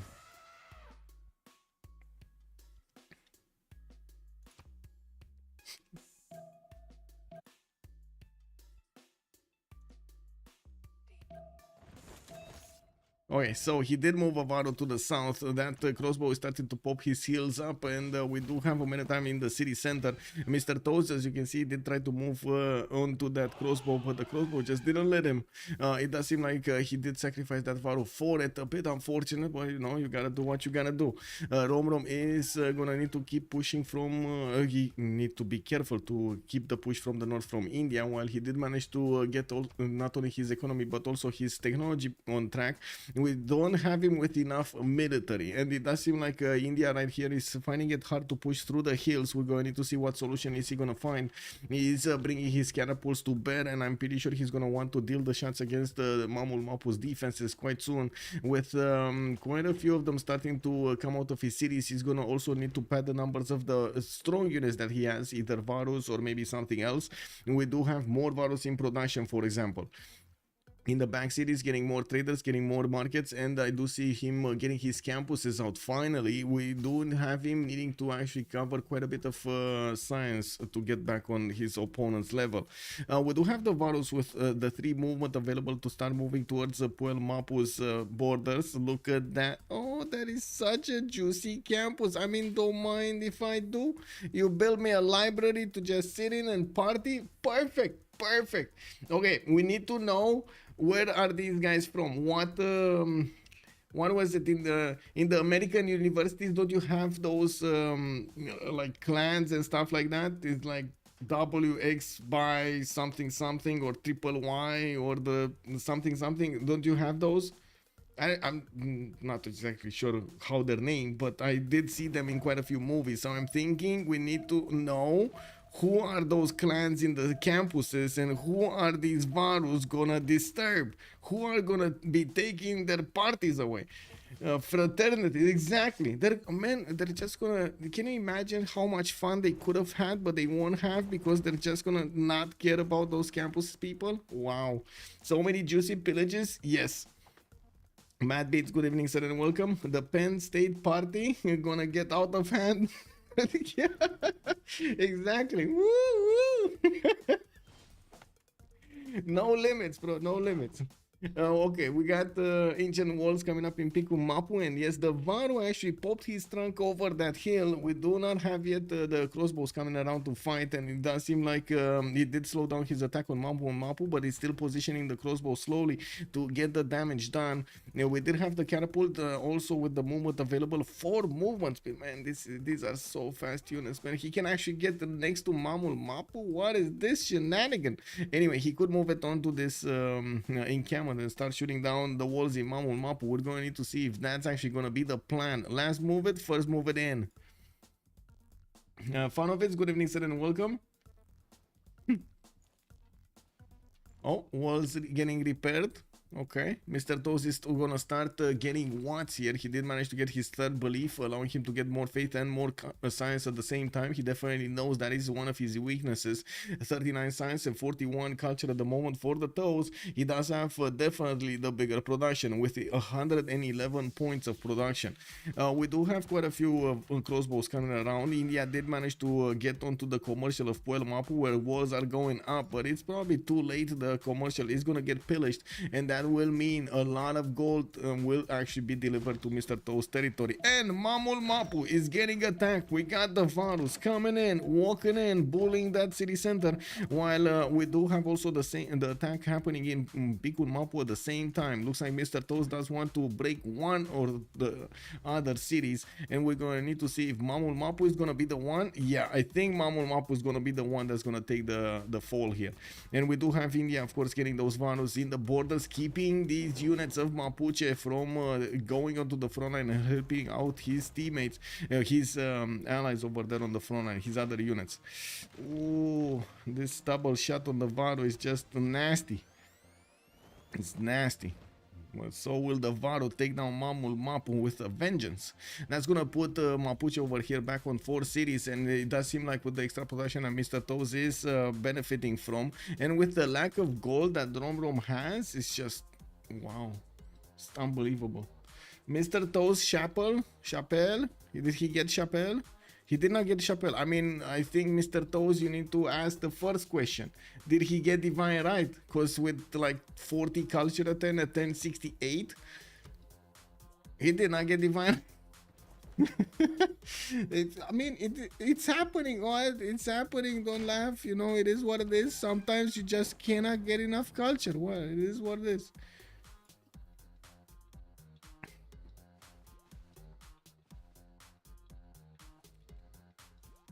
Okay, we got more units coming in here from the Gupta, and I do see him starting to wander the Varus from the city of Pana, while he's gonna start smashing them into the borders of Mamul Mapu. And that city center is still having dreams that he's gonna get an expo out. Now, we do have these units here from India that will need to pillage as much as possible and get him the resources that he needs to keep on upgrading stuff. Romrom and Mr. Toes are gonna be at the same time on printing. Well, I guess it is a 1 turn difference, and we're gonna need to see if that extra +3 is gonna matter quite a bit. And we do have another wave of attacks going around against these crossbows of Mapuche. One Varu has been taken down, traded over there. We do have it from attacking Mamul Mapu, while there is another one. We do have him prioritizing doing as much damage with as many units as he can, even if the maritime is inside of that city center. It looks like the catapults do have enough damage to keep on chewing through that defense. The Varus have not attacked yet. There is a possibility for him to go through, and that unit of Mapuche first of all died. That was a level 2 crossbow that just died. And another one is gonna die probably in the last second of the turn here, or next turn. We do have Mamul Mapu very low HP, being put under siege. There is no more chance that he is gonna actually keep the city. He gonna lose it. He gonna lose it. And I think this actually begs the question, was this too in the face of the Gupta? Was this too in the face of the Gupta? I mean, you say Toast got a slow PC, but it's a 1v1, and it looks like both of them are doing good moves, you know?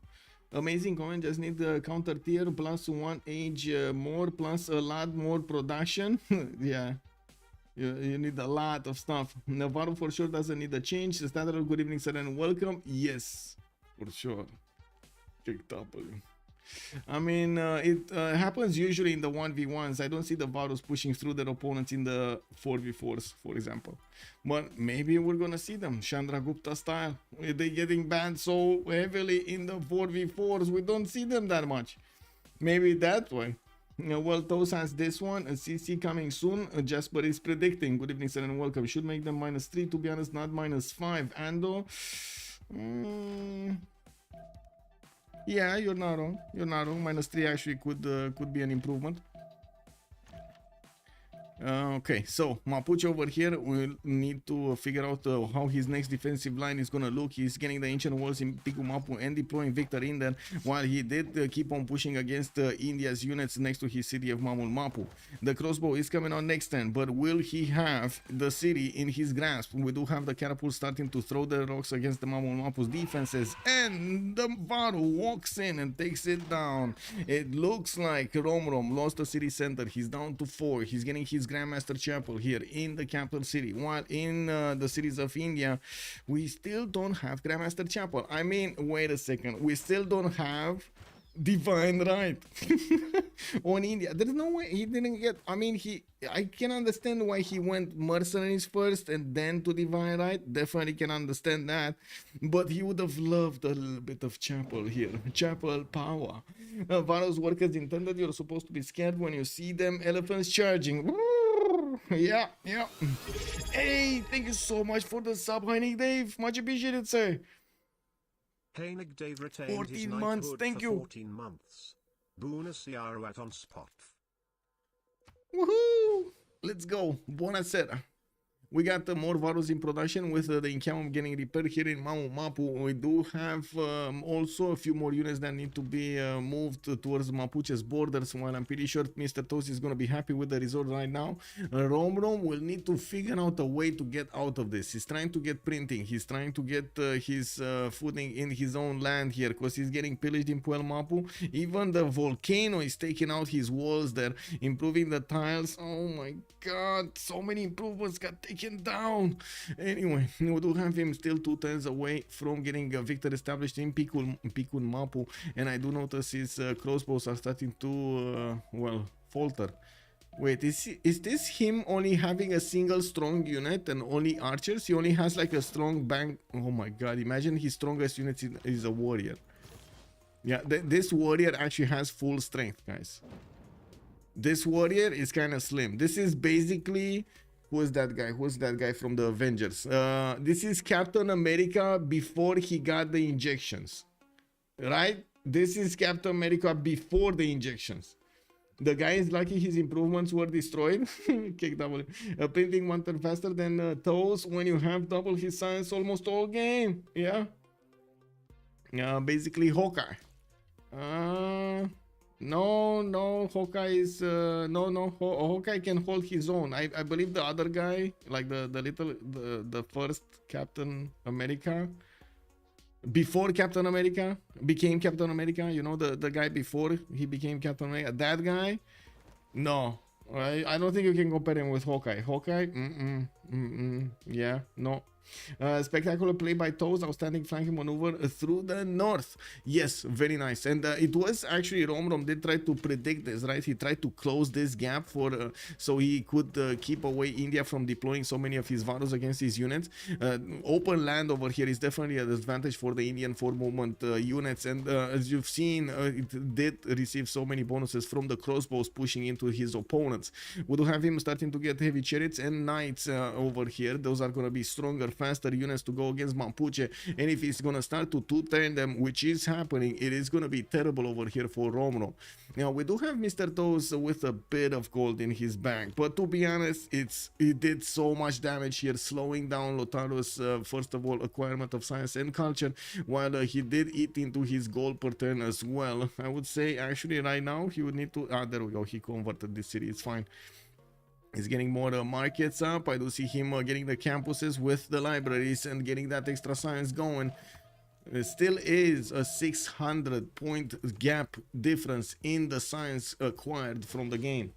I think Toes has this one in the pocket. Reborn Manuji, hello there, sir, and welcome.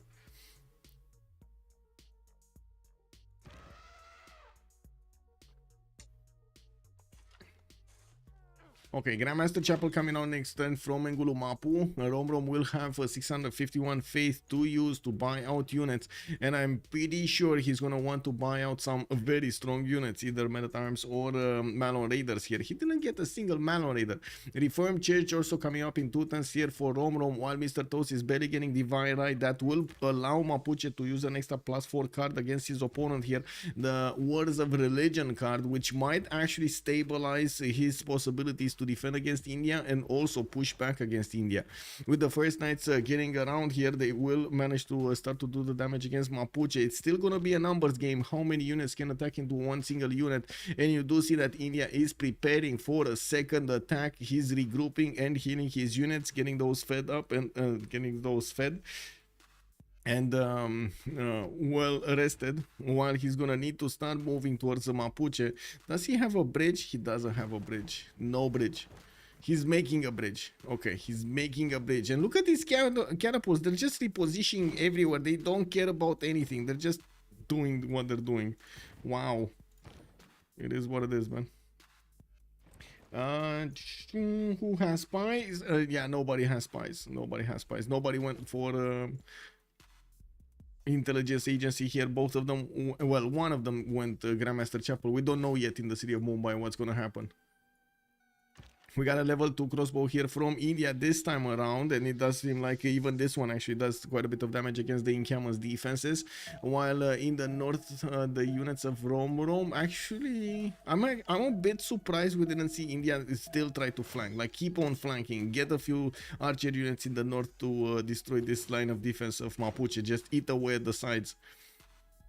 Well, it looks like India did manage to get his catapult to safety, while he keeps on banging on the defenses of that encampment district. He's taking it slow. He does have his knights coming around, and it looks like they are getting deployed to a mass to the northwest of Agra. Oh, yeah, there we go. 3 of them to the northwest of Agra. They're gonna start pushing in a line, in a considerable move, with the crossbows right behind them and Avaro in front, so he can deal the damage against these Mapuche units as quickly as possible. He's gonna go...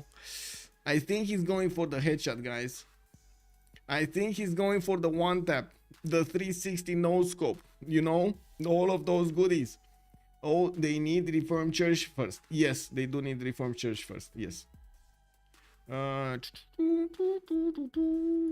Did he get it, by the way? He didn't put it in. He didn't put it in. Put it in. What is it? Words of Religion? Wait, he didn't get it? What? What? He didn't finish it? Oh, it's next turn. Next turn. Never mind. I thought the turn actually finished, but it wasn't. Never mind. Never mind. It is what it is. What's those religion? Work ethic plus the faith, the faith, and what's? I don't think he got something else. The pilgrimage. There we go. And what's?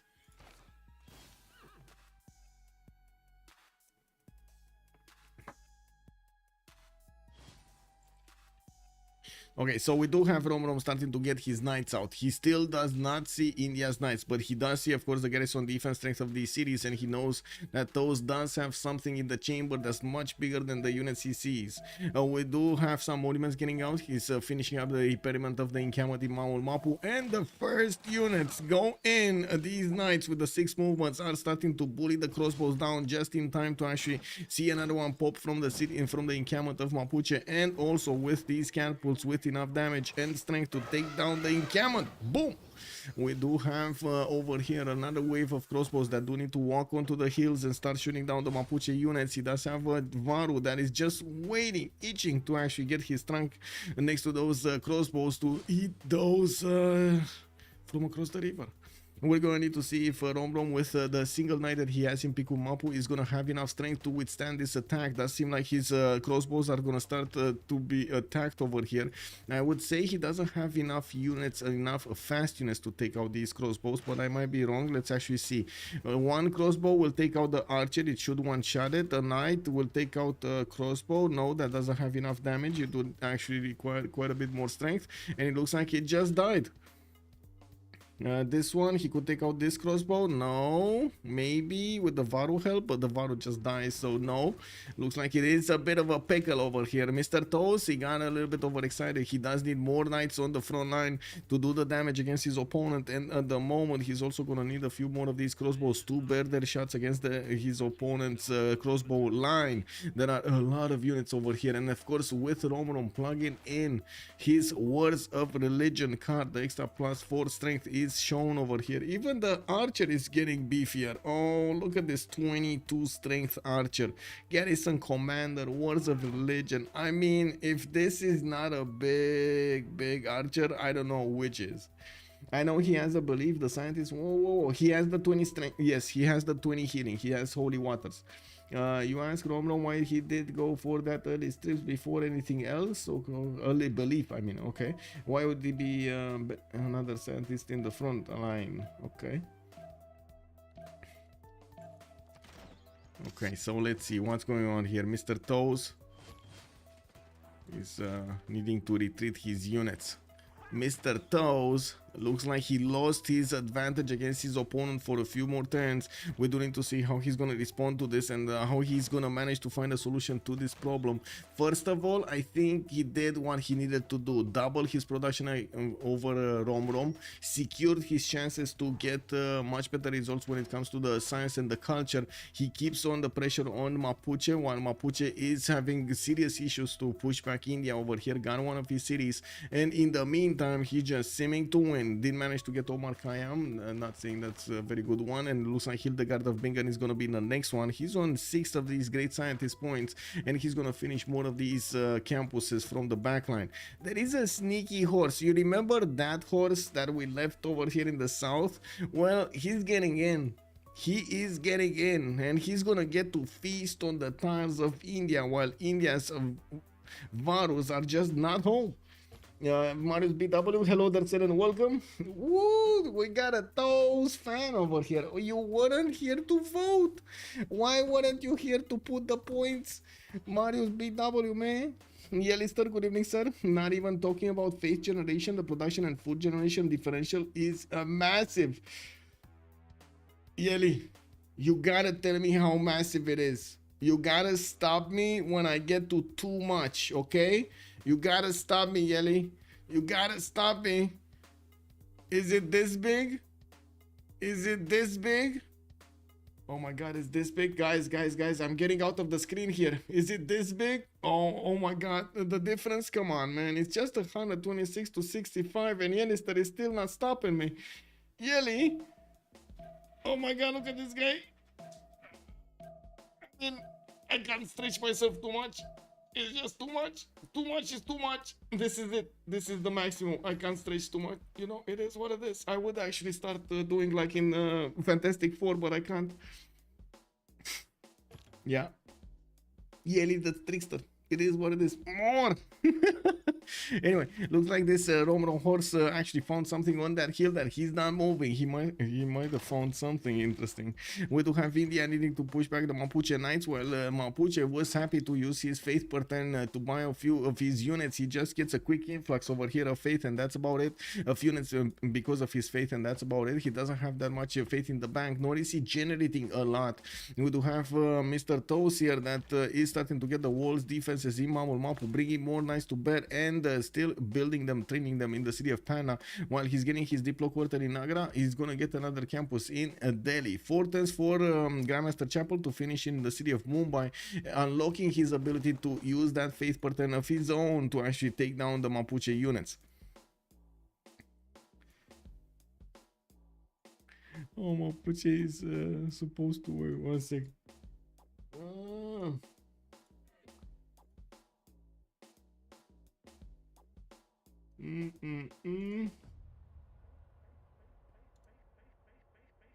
Oh, I see. Yeah. Oh, you're coming to flex. Come on, man. No flexing. What is this? Oh my god. Let me actually get this. What is this? Wow.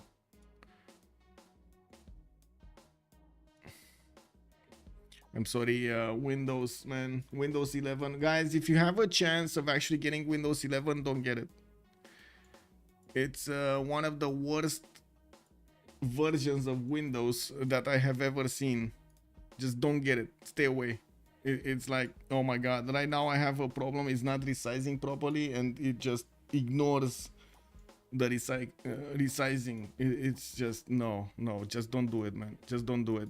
Windows 11 not ready. It's definitely not ready. Windows, if a version is worse than the previous version, it's not ready. I wish we could see a purely seeming battle, no wars. Yes and no, Nemesis. It's very rare in duels since they are so explosive, especially. Yes, I agree. And also they do have a lot more advantages from little bonuses, while in the 4v4s those little bonuses are usually getting normalized across the whole team. The team can be even and then be over in 5 to 10 turns. Well, we do have builders coming up from Puel Mapu, and I do notice Mr. Toes and Romrom are starting to get those science points on the board here, but this time around it looks like Mapuche is losing his tempo. He does have the bigger stick at the moment, and we're going to need to see if he's going to capitalize on this.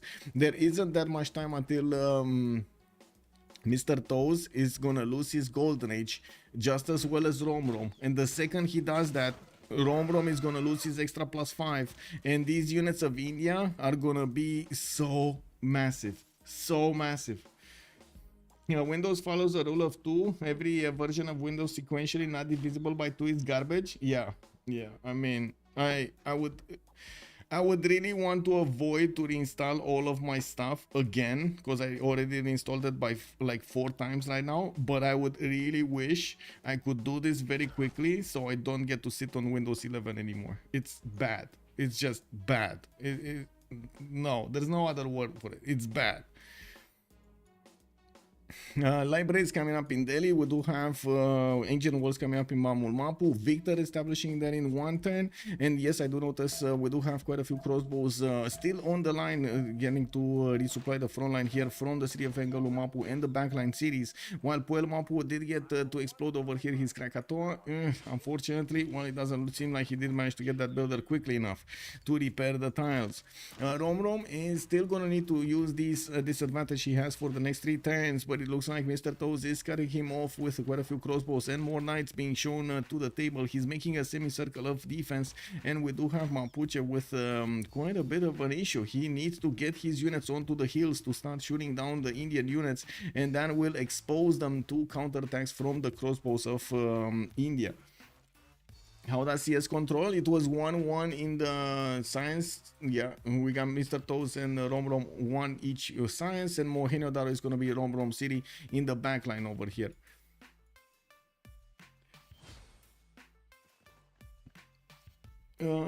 Toes lost a Night Core. Yeah, he did, man. That is unbelievable, by the way, that he lost this. I don't know how he lost this, but he did. What is this front line of crossbows? I mean, you need to do what you need to do, right?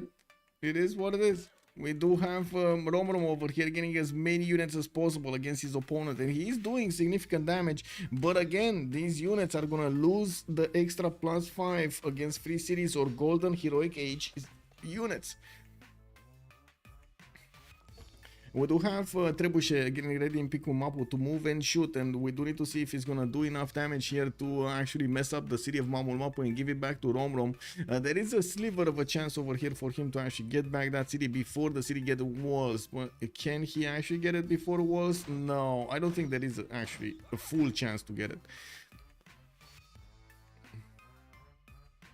Yeah, 2 turns from Grandmaster Chapel from Mumbai.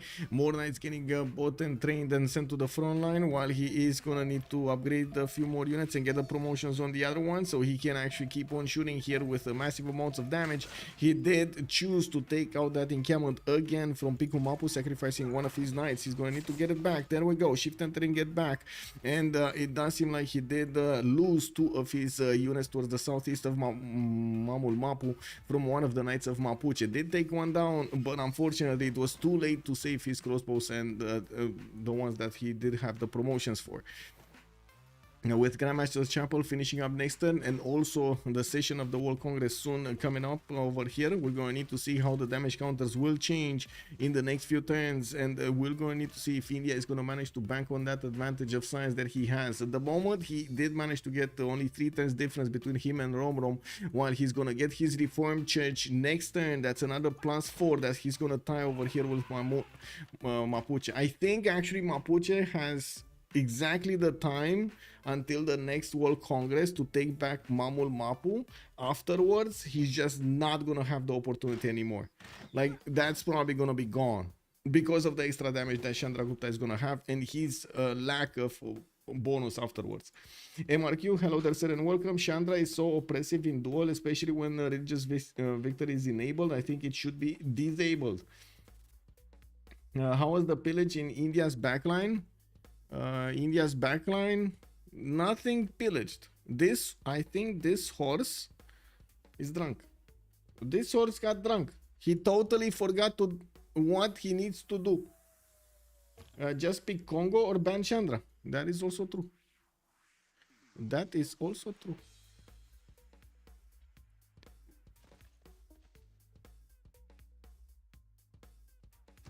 Okay, that seemed like India is gonna have enough units over here to push back his opponent, and with new knights coming in onto the front line, he's gonna get a few Varus also to put the plus and the pressure on his opponent.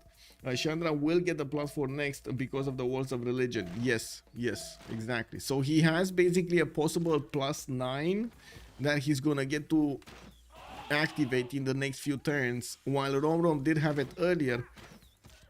It doesn't seem like he managed to actually get the objective done, the city of Mamul Mapu.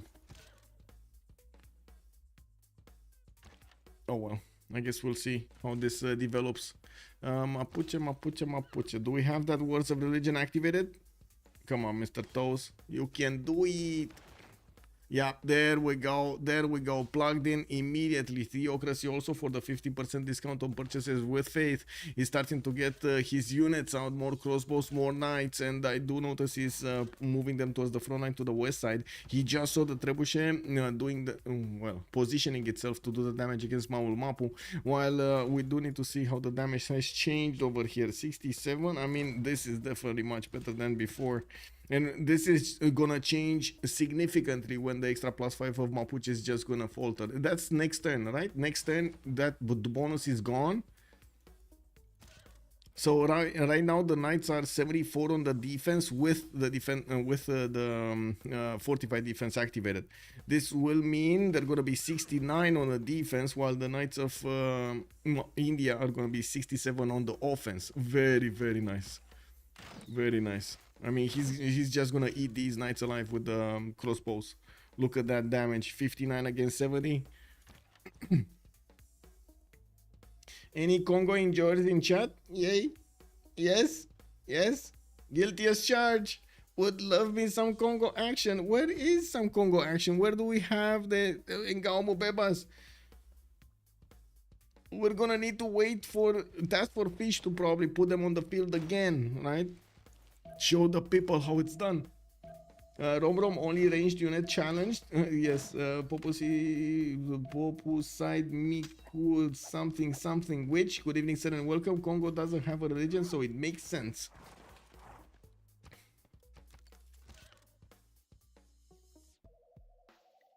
Okay. What do we do here? What do we do here? So no more extra +5. But this knight is still 70. Okay, there we go. It's 72 now. And this one, it would be 72. What did he get? 45. Oh, wait. He still has that. No. Okay, never mind. He's still there. He's still there. Okay. It's just one more turn. Okay. I counted. Oh, it's next turn. Next turn. Okay, I don't know why I thought this is the... No, this is the countdown. Why is the world session at the same time as the next era? Kick W. Anyway.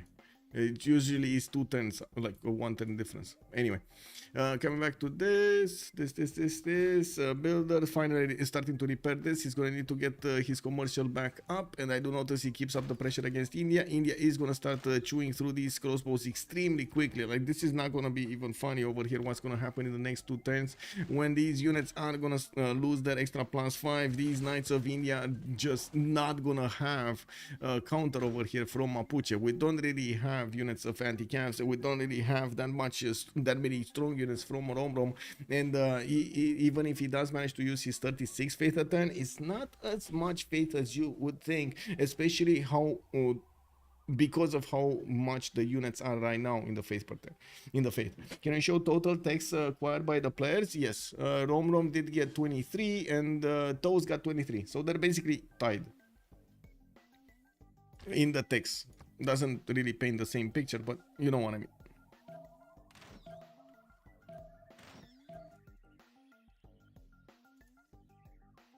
Okay, some last move attacks over here. India lost a unit. We're gonna have also a pause really quickly here for 2 minutes, and we're gonna need to wait for them to see what they're gonna do.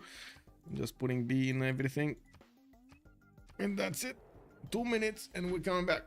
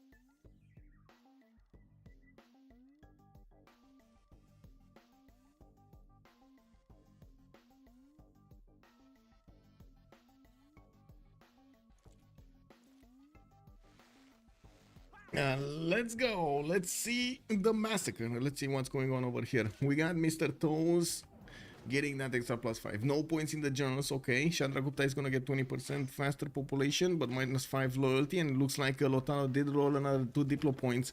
I doubt that we're actually gonna get to the Diplo, but you can actually see how easy these knights are actually gonna do the damage against the units of Mapuche. Now it's just a numbers game, and it does seem like Mr. Toast did manage to get right now the upper hand when it comes to the bigger stick. We do have also him still needing to upgrade some of his archers. This level 3, for example, it's begging for some gold to upgrade himself, and we do have him so good. It's basically him saying, like, you're talking to, let's say, Tom Cruise from Top Gun, right? The best of the best. That he's just, you're gonna want to keep him even in an F4 because he's better in an F4 than anybody else in an F16. Does that make sense? Wow, why would you do that? Keeping your best one slow down. And just like that, he left us. I'm back. What do you mean? We got over here some monuments coming around from Mr. Toes, and I do see he did manage to lose his economy again. He's on -1, while he did manage to put quite a bit of commercials down. Doesn't seem like it does the trick. And we do have Mapuche walking in with a horse, just as we were watching, snatching that princess from the trader. We do have, of course, a knight from India immediately reacting, wanting revenge for the princess. Give her back. We do have also another Varu coming out from Mumbai, starting to move towards the west side, while it does seem like India keeps up the pressure here. We do have the repositioning of the Mapuche defensive line right next to Pikun Mapu. He's trying to build this defense line, while I'm pretty sure Mr. Toes does he's waiting. I mean, he's waiting for his overwhelming amount of units. Doesn't want to take the chance of getting slowed down again. I think I missed a few messages. Give me a second. Hello there, Hannibal. Good evening, sir, and welcome. What changes Lotaro abilities? BBG. What is the extra belief India took? It was Watts. He did manage to get Watts. Also, hello there, Muthu Rahul. Hello there, everybody on YouTube, by the way. Good evening, sirs. I did not have, unfortunately, my chat on the same screen. Pepe got me. Yeah, I'm sorry. Anyway, we do have quite a few Varus coming out from Agra, and yes, I do notice that he's gonna get an entertainment complex from Pan. Wait, is this gonna be the secret Colosseum strat that nobody uses? And did he? No, he didn't actually. He didn't create the roads. Kick W, man. Is this the secret stat? Fusion MK, is this the secret strat, the secret Colosseum strat over here that we don't know, but we will find out? We got some universities coming out from the north of Delhi, and he's gonna threaten hanging gardens here in Mumbai, giving himself quite a bit more growth, not to mention getting himself some housing. Mr. Toes will need a bit more population. He's also gonna need to start taking down these knights here very, very quickly, so he can keep on moving forward and take down the crossbows. He does have quite a few knights starting to move towards the south, doing the damage over there, taking down one of the crossbows, but he did ignore the north, so that knight fully healed because of the holy waters. We do have also India over here having a problem in the south, pushing into the south. It does seem like there are significant units counter-attacking into whatever India puts on the table here next to the river. While I do notice Hildegard of Bengal has been recruited by Romrom. We do have him about to actually match Mr. Toe's science output, and he's matching the culture output as well. It's more an issue of getting another campus here in Gulumapu, and also somehow fixing the problem when it comes to the gold per turn. He did manage to slow down an apocalypse with his taking of gold from India, from especially that princess over there on the trade route, but unfortunately that was a single pillage and it cost him a horse. That's expensive. That is very expensive, very expensive. Looks like a lot of the chat from YouTube is saying Mr. Toes is gonna win this. 57% of the chat is right now of the opinion that Mr. Toes is on the winning end of this game. While I do want to double check what's going on in over here in Twitch. What does Twitch say? Twitch, Monsieur Romrom getting 68%. And we do have Mr. Toes with 32%. That is like the total opposite of these two. No, wow, oh, total opposite of YouTube over here. We got such a contrast. That horse wasn't doing anything productive though, so no biggie, that's true. It was taking gold though. 57 think those wins, 43 are in denial. That is another way of looking at it. Yeah, true. Instead of Colo, he could have went industrial zone, get those engineers for the edge. Yes, I think he has a problem with the amenities though. He's on -6 amenities. He really wants to fix this. He could have had a lot more production, but anyway, he kept his advantage when it comes to the production. Let's actually see. Pana, he should be down to -3. There we go. Also Agra down to -3. Or up to -3. Is it up, down, left, right, up? It should be up. Yeah, exactly. Coping and setting. Yeah, well, for the if and buts. We got the arena coming out here in 2 turns. He's gonna also finish that Hanging Gardens in Mumbai. While we do have some more libraries getting out, he's definitely getting those edge points in the science screen. He didn't really stop building an army, but it's not like he actually started pushing into Mapuche's territory here with another unit. While Romrom does have ballistics in 8 turns, Mr. Toast is not gonna be far behind us. Yeah, that seems like this is gonna be a showdown of field cannons. I mean, who's gonna get gold to upgrade them? Oh, wait a second. It's gonna be Mitla giving the gold. Mitla is gonna give the gold. Never mind. I think we know what's gonna happen here. It's gonna be a massive pillaging of Mitla, and then he's gonna use the gold for cuirassiers and the ballistics, and he's gonna wipe Mapuche. I think this is the plan. This kind of looks like it's shaping up to be the plan. He also has a campus to pillage 2 times if he actually wants to get much faster ballistics, right? Very nice, very nice. He's even working on taking down the city entirely. Plus program goal, show your progress. Didn't I do that? Didn't I do that on the plus program? What? Did do that. I did do that. Anyway, it is what it is. Toast has this, just a matter of time.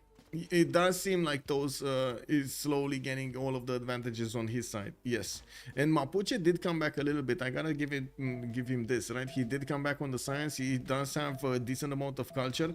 It's very problematic with the defense over here of the city of Mitla, and he's gonna try to stop India from taking it. We're going to need to see these crossbows show up to the party here as quickly as possible. While Mitla did manage to take down one of the units of his opponent, we do have the catapult about to do the damage against the walls. More of these crossbows are also making their way towards the south, and yes, new ones are coming into the production queues, but it looks like Mr. Toast slowed down significantly in the army production. Ibfadlan just appeared also in India's territory, giving him some extra faith on those traders. Very nice, very nice. He's on 88 faith to 10, 125 production, while he does have 400 faith in the bank. Looks like he didn't use his faith per turn for quite a few turns. He does have this level 3 archer into a field cannon, turned into a level 4 field cannon. That would be apocalyptical. That is a unit that can single by his own. He can take out the knight, basically 2-shot a knight, or 1 turn attack a knight and take it down. He needed to settle more cities. If only he would have had the time. I think that's the problem, right? He didn't have the time. Well, ballistics from both of them. We got 7 turns and 8 turns, only 1 turn difference. India could actually get that turn from the campus, and we're going to need to see if he's going to actually get the opportunity to take down Mitla entirely. With quite a few knights sent over there, he will need to counterattack into the units pushing his line moving towards the south. You see that one of his units got taken down, but he did trade that 1 for 2. Mapuche was on the losing side of that trade. We do also see that India's move on Mitla is forcing Mapuche to get out of his comfort zone, get out of the perfect defensive position, so he can actually shoot down the Indian units, and that exposes the units of Mapuche to the counterattacks of India, which of course that is exactly the plan. It's all in the plan. Okay, we got a Varu getting attacked, getting bullied hard over here next to the river. And I do notice Mr. Toes is not wasting any time pillaging the farm immediately, so he keeps that knight alive, getting a bit of faith in the meantime. He still didn't put the knight on the campus, unfortunately, and that is gonna be an issue. Needs that science, but he needs the gold as well. I can't really fault him for staying on the mines. He needs as much gold as he can get. How much is it? 135 gold is it to upgrade the crossbow to field cannon, or is it less? Mitla lost its wall defense, and of course those catapults and the crossbows are gonna keep on shooting at these knights. Will have enough damage to take it over if the city goes into half HP, and we do need to see how quickly Mr. Toast can get more on the table here. He did manage to actually stabilize his amenities in the capital with a +0, while I do notice the other cities are slowly getting back. 130, yeah, okay, I was remembering something along those lines. Tercios for Mapuche, that can change things quite a bit. You're talking about the pike shots. I remembered Machiavelli. I mean, Machiavelli, you need to give me a cake. I remember the only word, the only you use. You need to give me a cake. Give me cake. What is this? Give me cake. I need cookie. I've been a good boy. Anyway, we got over here Mr. Toes getting his knights close up and personal with Mitla, and still needs to keep up the pressure against his opponent. Now we're going to need to see also if Statue of Zeus is actually going to be finished here in the city of Picumapu. When I do see the gods of Civ do consider that Mapuche does need a bit of help, and if only he would have had a city to the north, would have been something. Is Mr. Toes saving face for the cores? I think so. I mean, he's already on 524, right? And he is, well, he's gonna be a while until nationalism. Okay, big question. What is he gonna do now? Is he gonna take down the city, or is he gonna pillage? I really think he should pillage. He can't afford to let he can afford to let the city leave, but he cannot afford to let the mines leave, like let the mines be without pillaging them. And Sasu asking who's winning, that's a very good question. We don't actually know yet. I do have to say Mr. Toes did manage to upgrade. Where is the level 3 archer? Oh, it's here. Okay, he didn't upgrade it. He still didn't upgrade it. There's a spy coming out from Buel Mapu. I do see Mapuche is not getting spied upon, and that's an extra +3 that he's gonna get from the intel that he's receiving from his opponent. We do have Mr. Toes going for the secret Colosseum formula to win over here. He's getting it from the city of Pana in 5 turns, while I do notice he's fighting mano a mano with Mapuche next to the city of Mitla, taking down the crossbow of Mitla and pushing back as much as he could the units of Mapuche. He doesn't want to give Mapuche a single mine, and definitely wants to kill off this Malon Raider before he takes over the city center of Mitla. That would be just feeding his opponent if he gets it before. Mr. Toes is also about to pillage that campus fully, and he's probably gonna tie up the number between him of turns between him and the ballistics with the Romrom. Both will probably get it in the next 4. 76, 75, 51, 46, -9 on both of them, but there is significantly more gold in Mr. Toes' bank. Not to mention he does have his hoofs on quite a few mines over here.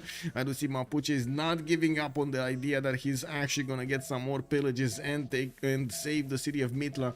We're gonna need to see if Mr. Toes is gonna have what it takes to push back these units, keep his units alive, and also take down the city of Mitla with enough bonus so he can actually get what he wants to get in the next few turns. Varu died. A pillage on that campus. We do have him right now. There we go, tying up the number 3 and 3 for ballistics, while he will have the opportunity to take down Mitla this time around. We do need to see if Romrom is gonna move. I think he could actually take down Romrom's units here, no? Or at least this night. At a sacrifice, big sacrifice. Yeah. Oh well, he might actually wait a little bit more for this. These pike shots, by the way, are just gonna melt when the field cannons come out. When the field cannons come out, it's not even going to be funny here. And Romrom on the one side, he doesn't have enough gold, but he does have a bit of faith banked up, so he's probably going to buy one. While he would be quite interested in buying a Cuirassier also, so he could get the extra defense in all of his cities. I would imagine he would really like field cannons. Really like field cannons. These units are dying a bit too fast. Mr. Toes is trading them with Mapuche's units, but they both have so many of these crossbows. They are dying every turn, left, right, and center. Oh my god, I take it back. Those tercios are absolutely melting. Yes, sir, they are. Quick reminder, Trinda flew away from the plane 7 turns. There are still archers on the field. Okay. Yeah. No, man, you know, you gotta do what you gotta do. We got more traders in Delhi. Looks like we got builders in Calcutta. We do have Madurai getting builders in Mumbai, and Colosseum in 4. Okay, well, he kind of stopped building units, and yes, he doesn't have that much difference in military strength between him and Romrom, but I'm pretty sure he's waiting to buy stronger units from his cities whenever he's gonna get the faith in the option to buy the stronger units. The thing is, he can't really buy from Mapu. He would need Agra and Patna to actually feed the city, because, well, that's not his city center to begin with. You do have Mapuche managing to attack, got his hoof off of that mine. That is a bit of a problem. We do have him going for the crossbows and of course dwindling those numbers, but he lost his unit. While I do notice India right now needs to move to pillage. There's no way. No, I mean, okay, sure. He took it down. And now Mr. Toes is actually faster to get ballistics. He's 1 turn faster to get ballistics. Okay, more crossbows coming in. The level 3 archers still didn't get upgraded. We got another one here, another one in the north. Level 2, level 3 is everywhere. Very nice. And I would imagine on the west side here, Mapuche was building. Wasn't he building a settler? Where did that settler go? Oh, he stopped building a settler? Okay. I think he was building one from Mengulu, or maybe I'm losing it. Anyway, on the east side, we got 2, 4, 6, 7 cities. 7 cities from India. Oof, that's a tough road. Tough road. Wasted 400 gold. Okay. Why is Geneva Pocket CS? Wait, is it actually a Pocket CS? No, it's not. No. It's not the Pocket. Actually, Mr. Toes is keeping it for quite some time here. Now, whenever you're gonna choose a city state, it will declare war on your opponents, regardless if they see it or not. They're just gonna get the vision afterwards. What level 3 upgrade Toes went for? Is it a way to see it as a spectator? Yes. So suppression, he went for Arrowstorm and Volley. And this one is Arrowstorm and Volley. This one should be Arrowstorm. No, Volley, sorry. This one level 2 Storm Volley. Yeah. These are all of them are offensive. What is win condition for Romrom? 7 cities versus 4 cities. I mean, he was probably thinking he's gonna catch up somehow. He probably had a plan in mind, but Mr. Toast did manage to get exactly what he needed here. And I gotta say, this Colosseum is gonna do wonders. He's gonna jump up quite a bit in the production and the food of his cities, with the hanging gardens giving him the growth necessary to get to the next population level. He's just gonna be able to put down more districts and slowly but surely overwhelm anything that Mapuche has to offer here. I'm actually quite curious if Mr. Toast is gonna get his next golden age. He went into a normal this time around, and I'm pretty sure he wants to keep up the pressure against his opponent, but he still doesn't want to have that extra +5 on him.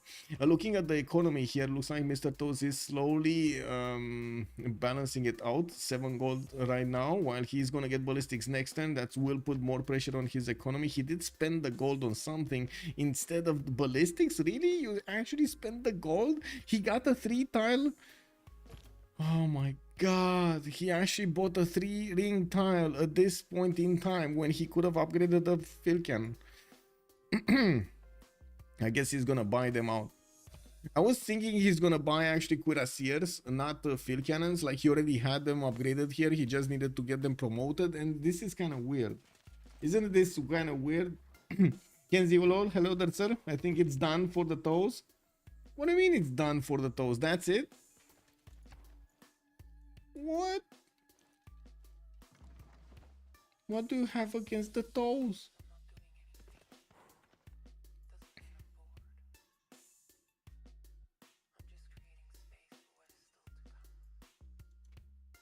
Nothing? No? We don't know? I guess we don't know what we don't know. We don't know what we don't know. Are we 2nd of May? I think we are, right? Yeah, we are 2nd of May. Okay.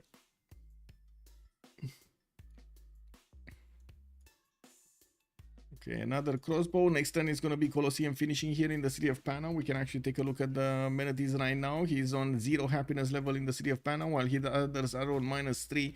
And right now he's on 132 production. If he does manage to stabilize these other cities, then he's not going to receive the penalties of lower amenities. We do need to see if Mapuche is also going to get the gold necessary to upgrade his units. Doesn't look like it, and he's struggling to get his statue of Zeus here built in Pikun Mapu in 9 turns. While he does have a few tiles to chop, he is going to try to actually chop that wonder in Pikun Mapu so he can get the free units from it. It is kind of late for that wonder to be affected, mostly because of the lack of technology that those units will come for, and the anti-cav units are just not going to be as valuable, especially against like an army of Indian crossbows, field cannons, actually field cannons. We got the spy of Mapuche also arriving in the city of Panna. We don't have a spy yet from India, which is a bit surprising, but I'm pretty sure he's gonna get one at some point. I didn't see it pop in any of these cities. No, it's not here. It's just not here. Toes be chilling, toes be winning. Nah. Manuji Toes is double production, same stats. Yes, hello there, sir. I think he's done for Toes. Okay. Let me see what's going on YouTube here. 7 cities versus 4 cities. No chance Hannibal is calling out. Okay. Well, yeah, it's very hard, very hard. With the field cannon starting to appear over here in the build queues, that does mean India will have the button to upgrade the cuirassiers. Very expensive though. Mr. Toz is also gonna move back on the bottom tree to get castles, to get his military science, and go for steel and artilleries. Well, we're going to need to see if the game is gonna go that long. He has 1100 faith in the bank that he could use to buy out units from Agra, Patna, Delhi, Mumbai. These cities that could actually reposition those units towards the front line very quickly. Only 124 gold, not even enough for one of these field cannon upgrades, and it is actually 155 gold to build and to upgrade this. Ooh, that is expensive, and that's without the -5 card. That's our half cost card. Is it Victor 3 India? Well, I don't know, to be honest, and I guess we're gonna see when he's gonna get this field cannon here. I don't know if it's Victor 3. It's definitely Victor 2nd. I'm pretty sure I did see the +3. Yes, I do see the +3 garrison commander. He saved up so much faith. Yeah, that's the question. Is he gonna wait by cuirassiers or something else? And it looks like he might actually want to... Ce face asta? Păi cum adică? Athena just came and started dragging on the chair with her paws over there, with the claws. She was like, "Yeah! Why are you doing this?" I finished sus. Vină cu Bine.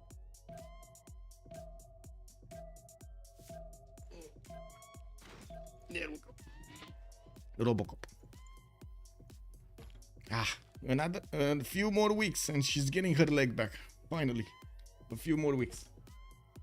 Pet the cat. Yes, I'm petting the cat. She's here. Look at that. Look at this tail, man. What is this tail? Raccoon. Are you a raccoon? I thought you're a cat. Why are you a raccoon? Mr. Cat. Miss Cat. Woo. And there we go. Okay. We got universities coming out from Padna. Looks like Jacob Fugger was also recruited over here. In the scientist screen, looks like also Ib Khaldun is the next one, and India is gonna get it. India, oh my god, this is gonna be very nice for him. He did manage to get Ib Fadlan. Okay, that's just that is big. 100 gold over here from Jacob. That is massive. That's gonna mean he's definitely gonna get one of his crossbows out. Guess she doesn't like it when I talk that loud next to her. You know, when people will start to permaban Chandra, they're already starting to permaban Chandra. I don't know if the 1v1s, but I would imagine after 2 games back to back, when Chandra was in dire straits and came back somehow, yeah, I would imagine they're definitely gonna pay more attention to Chandra Gupta. We don't have Mr. Toes actually plugging in the card to get his things done. Looks like nationalism coming out in 5 turns. He's not getting the cuirassiers out from his cities. He's just slowly, you know, banking on all of the points. Did he not get... Wait. Did he actually not recruit this? Did he actually pass on Ibn Khaldun? Okay. Well, I guess, wait a second, thinking about this a little bit more, he's not really going to get the +3 or the +6, right? Even with Colosseum, he just stabilized and that's it. But he did jump up like, what, 15 production points just because of the amenities? That is massive. He's right now making double the amount of production, more than double the amount of production of Romrom, because he has his faith per turn also, right? 104 that you need to convert. That's massive. It has been the best overall Civ in the last 9 months. Yes, he wants a Newton. Nemesis is calling out. Yes, he probably wants Newton over here, and he's giving to Mapuche this one. Mapuche, oof. Oh, -6, -3, -6. Like all of his people are very unhappy what's going on over here. Very unhappy.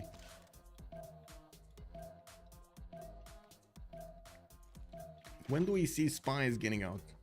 And why don't we see spies getting out from Mr. Toes? Commercial hub investment, commercial hub investment. The next one is the bank one. Okay. Okay.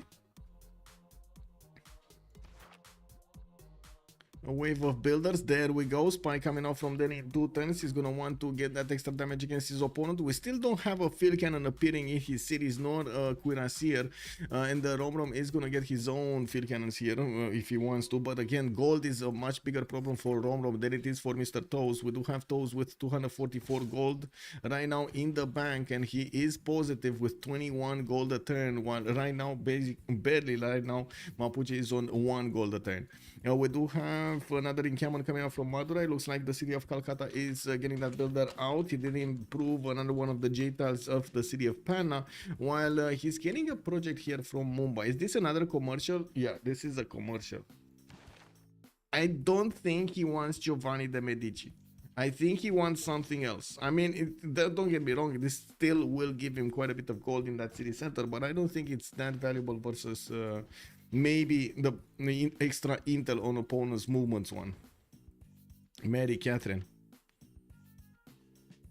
Still no upgrades. We do have those about to hit also 100 science turn. I mean, he might be synchronizing the turn count with his science right now. That's probably his go-to strategy here. Monumentality early, then Grand Chapelle. Yes. How is Faith utilized in duel on Chandra? Exactly what CC Pyro is saying. Monumentality early, then Grand Chapelle. Bonsoir, monsieur CC Pyro. How are you doing, sir? And welcome. Ibn Khaldun will pop in Mapuche's lands and will start to decrease his production and stats. Imagine that. Abu is here on Mapuche. Mapuche is also gonna be... Oh, there we go. He actually popped it. Wait, no, India popped it. What? Galileo and India. Okay, so they both passed. And it got deleted. Well, India is gonna need a few projects over here from the scientists. Is he gonna go for it? Spies, commercial hub, campus research project. There we go. And I do see him finishing his university in the city of Panna, while he's gonna get another commercial in Agra. His nationalism is coming out in 3 turns, while Statue of Zeus is popping out in 2. We do have Mapuche with quite a few of these crossbows that are gonna start to turn into field cannon cores. And I gotta say, India over here is not moving. His field cannon is gonna come out next turn, and I do know the Statue of Zeus did finish with all of the units available for Romrom to start moving around from that encampment. And we do have a few... Well, we're gonna need to wait. Actually, I gotta say we need to wait to see what India's gonna do. Romrom is not gonna give up on this until it has zero chance. And we do have a fight over here. Mapuche is gonna need another project, and he's gonna get that scientist. That's gonna be Newton, and it's gonna give him quite a bit of an advantage. But I gotta say, not a lot, not a lot. Yeah, he doesn't have his universities finished. But he does have, oh, a university to be built here in Picumapu. Oh well, at least it's something. Okay, campus research projects getting 1 turn, 4 turns. Oh, did he finish one? I think he finished one, right? So he has 2 turns. How many chops? Does he have chops? No, that city doesn't have chops. This city doesn't have chops. He could only chop next turn, and that's not gonna help out. He doesn't have the extra movement on the builder, unfortunately. No logistics right now. So I find it unlikely that he's gonna get it. Let's see. India 101, 100. Oh, he got it. Never mind. He bought it with faith. Woo! He bought it with faith. There we go. Mr. Toes just snatching that scientist away from Mapuche. Woo, just waving that scientist in front of him right now. He's gonna need to activate it as quickly as possible. He jumped up to 129 science and 78 culture. That's also the result of his projects finishing here, and Isaac Newton is not activated. He did buy it with faith. That also means, well, he didn't actually get to use it this turn. It pops without movement. Combat strength 2, that if they don't give GPT 2 units, not recruiting general people of great people, of course. Geneva is doing a campus project, yes. March Condi, hello there, sir, and welcome. Tommy, also good evening, sir, and welcome. Why yellow has 4 cities? Wouldn't more cities be better? Yes. Actually, he had 5 cities, but he lost Pamul Mapu, and he was forced to keep building a military because India was pushing him, and at some point he kind of lost the tempo. He had the tempo at the beginning of the game with a lot more science over his opponent. At some point, the tables have turned, and India is going into a massive beast, and it doesn't seem like Romrom has the opportunity to actually slow down Mr. Tones so he could catch up, just like Mr. Did to him.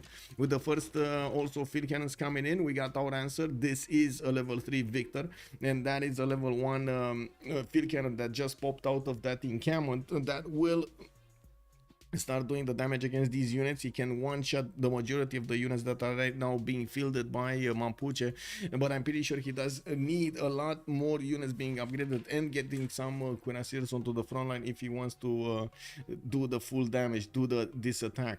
With -9 gold a turn, he has a bit of an issue here. He's going to need to get somehow more gold per turn. Does he not have the no, the Merchant Confederation, right? Yeah, the Merchant Confederation. Wait a second, he totally ignored. He's probably going for, he wants to take Mohenjo-Daro away from is this happening? He might actually take Mohenjo-Daro. Check this out. He's only 6 in Geneva, right? No, nobody bothered him, and he should have enough to take Mohenjo-Daro. Oh my god, this is gonna be a catastrophic. Maybe if both players use India, it would be fair. Like 1 Gandhi and 1 Chandragupta, kick W. Let me just tell Romrom to wait for 4 turns and then accept that bet. Kick W.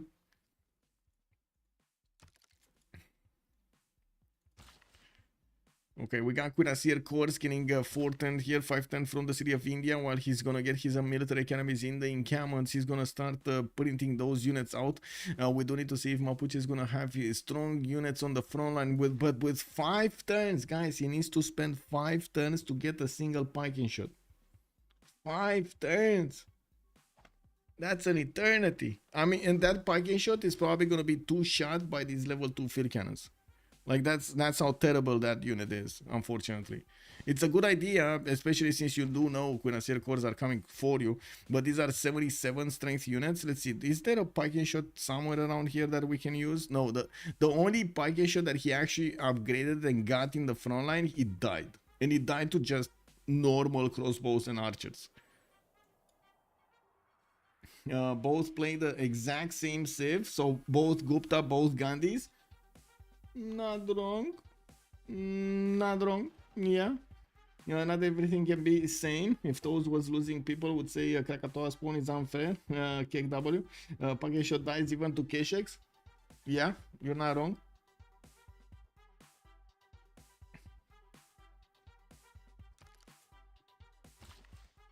Okay. India still needing to do get quite a few units here. He does have 748 faith in the bank. The problem would be the economy right now with only, well, losing minus 20 gold a turn. It is a big problem. He is sending all of his traders to Geneva as much as possible, going for an externals, getting another commercial in Agra, and I'm pretty sure he could swap around his cards to have something better here. Especially, well, I guess it is what it is. He needs chivalry right now. He can't get the +3 happiness level to get the boost, but he definitely got to the content level, which basically allows him to use his full production here and not have his 3Ds being slowed down by the amenities or the lack thereof. We do have Mr. Toes on 180 production with 100 faith a turn. He definitely can actually swing his muscles against his opponent here, especially now that he did start to upgrade his field cannons and getting some cuirassier cores. The cuirassier cores are not that strong to withstand multiple shots from crossbows. I'm pretty sure with this amount of crossbows you can take the cuirassier cores down, but it is gonna be, they are gonna be followed by field cannons, and that is definitely gonna change the outcome. What do you mean? Ești tu sigură că vrei să stai pe calculatorul? Ești la înălțime acolo, nu crezi? Yeah, I guess Cat wants what Cat wants. I'm sure Mongol would fight against you without the Diplo vision. KW, Romrom doesn't have the stats that Dr. Stats is calling out. Good evening, sir, and welcome. And I gotta say, yes, he slowed down in the stats, and the lack of series is not gonna help out this predicament at all. India did deploy one of his spies in his opponent's series. Did not get it from Mamul Mapu. He's not gonna go for a level 2 spy, but I'm pretty sure his field cannons are gonna be the one charging forward soon enough. Yeah. Ce faci, mă? Hai, stai cu minte. Stai cu minte. Oh my god. Oh well. Anyway, Mr. Toes 126 science. We got Romrom on 74. It looks like we do have also 3 more turns until the next World Congress with Mr. Toes staying in a Dark Age 100. Romrom is 88, 89, 86, 89. Both of them should actually stay in a Dark Age here in the next few turns. We do have India chopping something food here. Mamul Mapu and some production, getting his encampment training projects. Wait a second. You can't. Wasn't this the one that you can't recruit generals? Yeah, this is the one that you can't recruit generals. Don't get the points. Kick W. Anyway, 5 turns for encampment training project. It is what it is. He's gonna want to get that general from the Renaissance era, and maybe even a modern one. While he's gonna finish his military academy, he's gonna start getting as many of these cuirassier cores as possible from his series to flex against his opponent, while he needs to keep the gold so he can upgrade his field cannons over here. Well, at least I would think so. Now he does have some field cannon cores that are just itching to go against the opponents. If Romrom does not GD this, you would have won the bet. Even then, the Keshek with a +18 isn't going to deal much to a pike shot. No, but there are enough of them. My god, man, the cat, bro. I guess it is what it is. She couldn't find another better spot to clean herself. I'm sorry.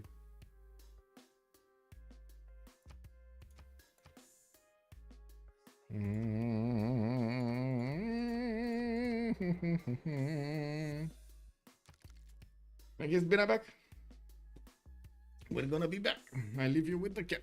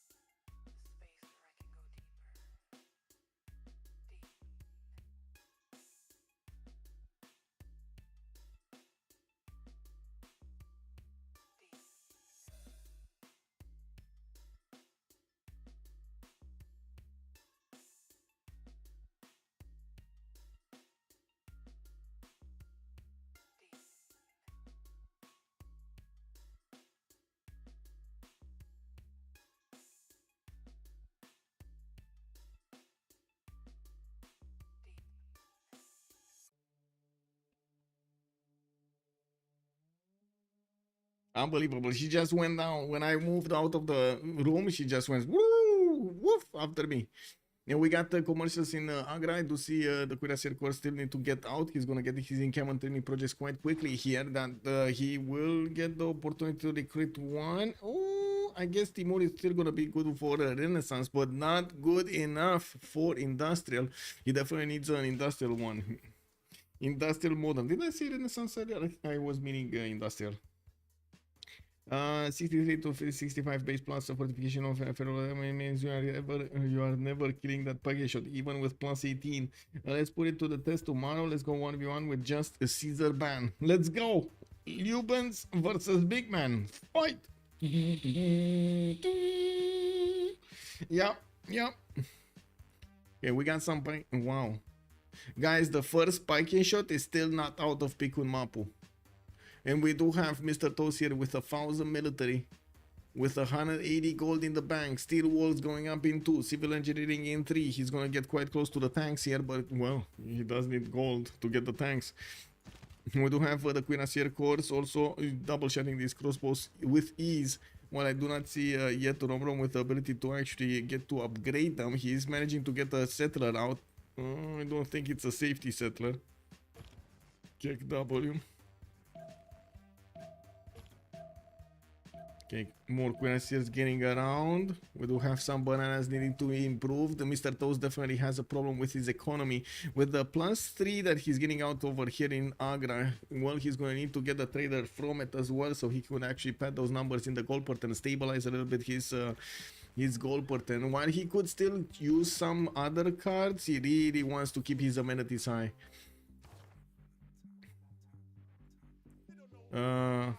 Oh, he's using Amani with Wisselbanken. He is using Amani with Wisselbanken. I just saw it. Okay, we got him commercial hub investments. Many. No, he's still getting Giovanni. Giovanni got passed over here. Looks like he's on 118 points out of 96. Mapuche will slowly get there. 2 great merchant points a turn. That's gonna be an eternity until Giovanni is gonna get picked. But there is a chance that he could actually recruit the +3 vision one. K-Shakes against package shots is a common fight in teamers when you have flank attack to a player who's very far and didn't expect to defend. Usually he has no diplovision, not because he's also no general, so yeah, in normal situations 1v1 package shots wins easily. In real games, package shots 1 turn dies to 3 K-Shakes. Yes.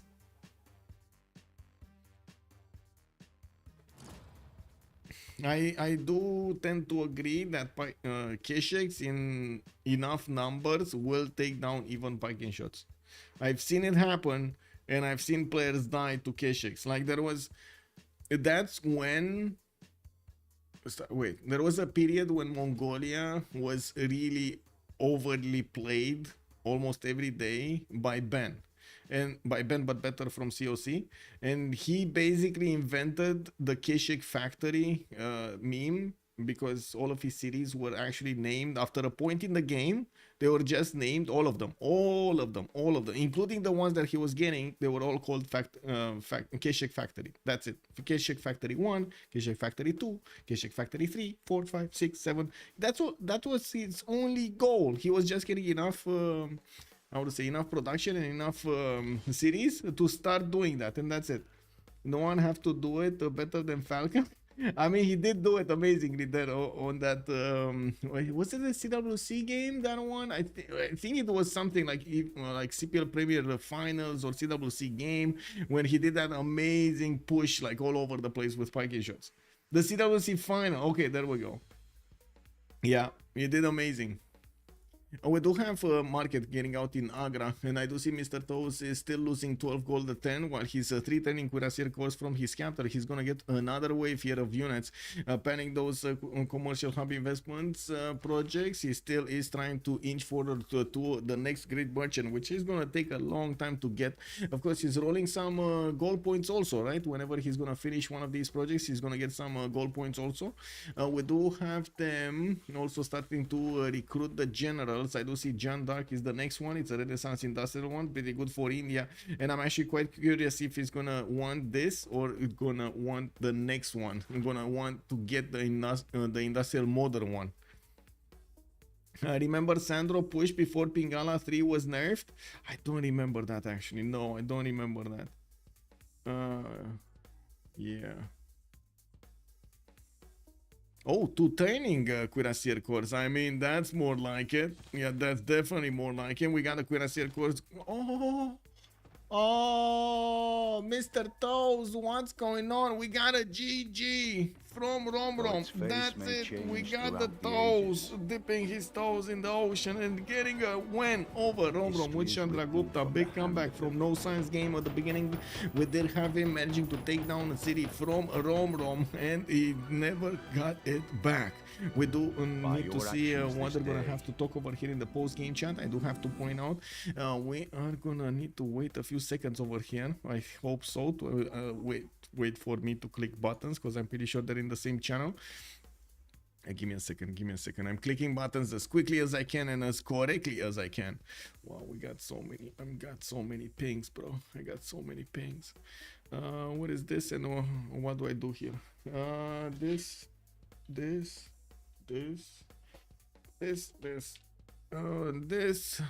Where do we have the Romromian, and where do we have the Toes? Do we have them anywhere? I don't see them anywhere. Wait, are they on CPL? Because they were... Maybe they are on CPL. Not that it matters that much where they are, I just need to find them. We might not have a post-game chat because I don't see them anywhere. Like, really anywhere. I don't see them on CVFR or on CPL. I'm gonna look again.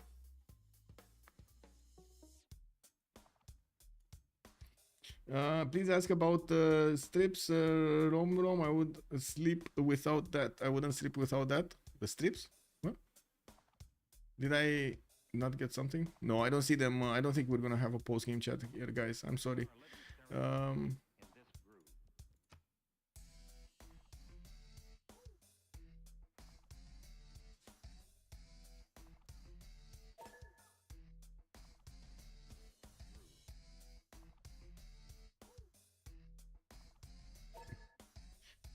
Oh, stirrups. Oh, the stirrups. Yes.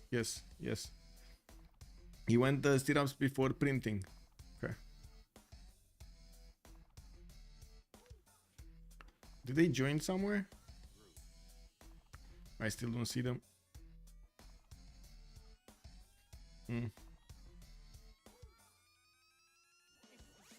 Well, I guess that's it. We're not gonna have the post-game chat. Probably tired and wanna get it out of their system. It is what it is. I do want to thank them if they're gonna watch this back. I do want to thank them for allowing me to cast this game, and I do want to say GG, well played to both players over here. I do want to also thank everybody from the stream that did join us, and I do hope you enjoyed the show with me tonight, or watching a 1v1 from the Royal Rumble between Lotaro that was being played by Romrom and Chandragupta being played by Mr. Toes. Mr. Toes did manage to get a victory condition at turn 105, making his opponent concede the game to him. We did have Chandragupta managing to make quite a comeback from the beginning. A second time Chandragupta that does a comeback in 2 days. We're going to need to see how things will evolve over here in the meta of the 1v1, because I'm pretty sure with a lot more games being played, a lot more players are figuring it out. Oh, look at that. If I do this, I get that. Oh, look at that. If I don't do this, I get that other one. That's amazing. And keep on going. I do want to thank also everybody for the bits, for the subscriptions, for the follows, for every kind of support you are showing the stream. Thank you so much, sirs, and I do hope you're gonna keep enjoying the shows with me every night. I am also gonna have quite a bit of the schedule. We're gonna have quite a bit of the schedule in the next few days. We got one game tomorrow, Little Company going against their opponents Holiday on Highlands in the CWC Season 9, and we do have on Saturday 2 games back to back, while on Sunday we're gonna have 1. The schedules have been updated here on Discord and on YouTube. I do actually on YouTube no, but you can find them on my Discord. I'm having a little bit of trouble setting up multiple live streams, like, because some I've noticed sometimes they like overlap and they don't do as intended, as in whenever you start up a stream it will go to the correct stream, and I need to wait a little bit until I make those premieres, so I'm sorry about this. Thank you so much for everything. Let's see each other tomorrow, and we're gonna need to see what's gonna happen in this season of the CWC, the Civilization World Cup. Bye.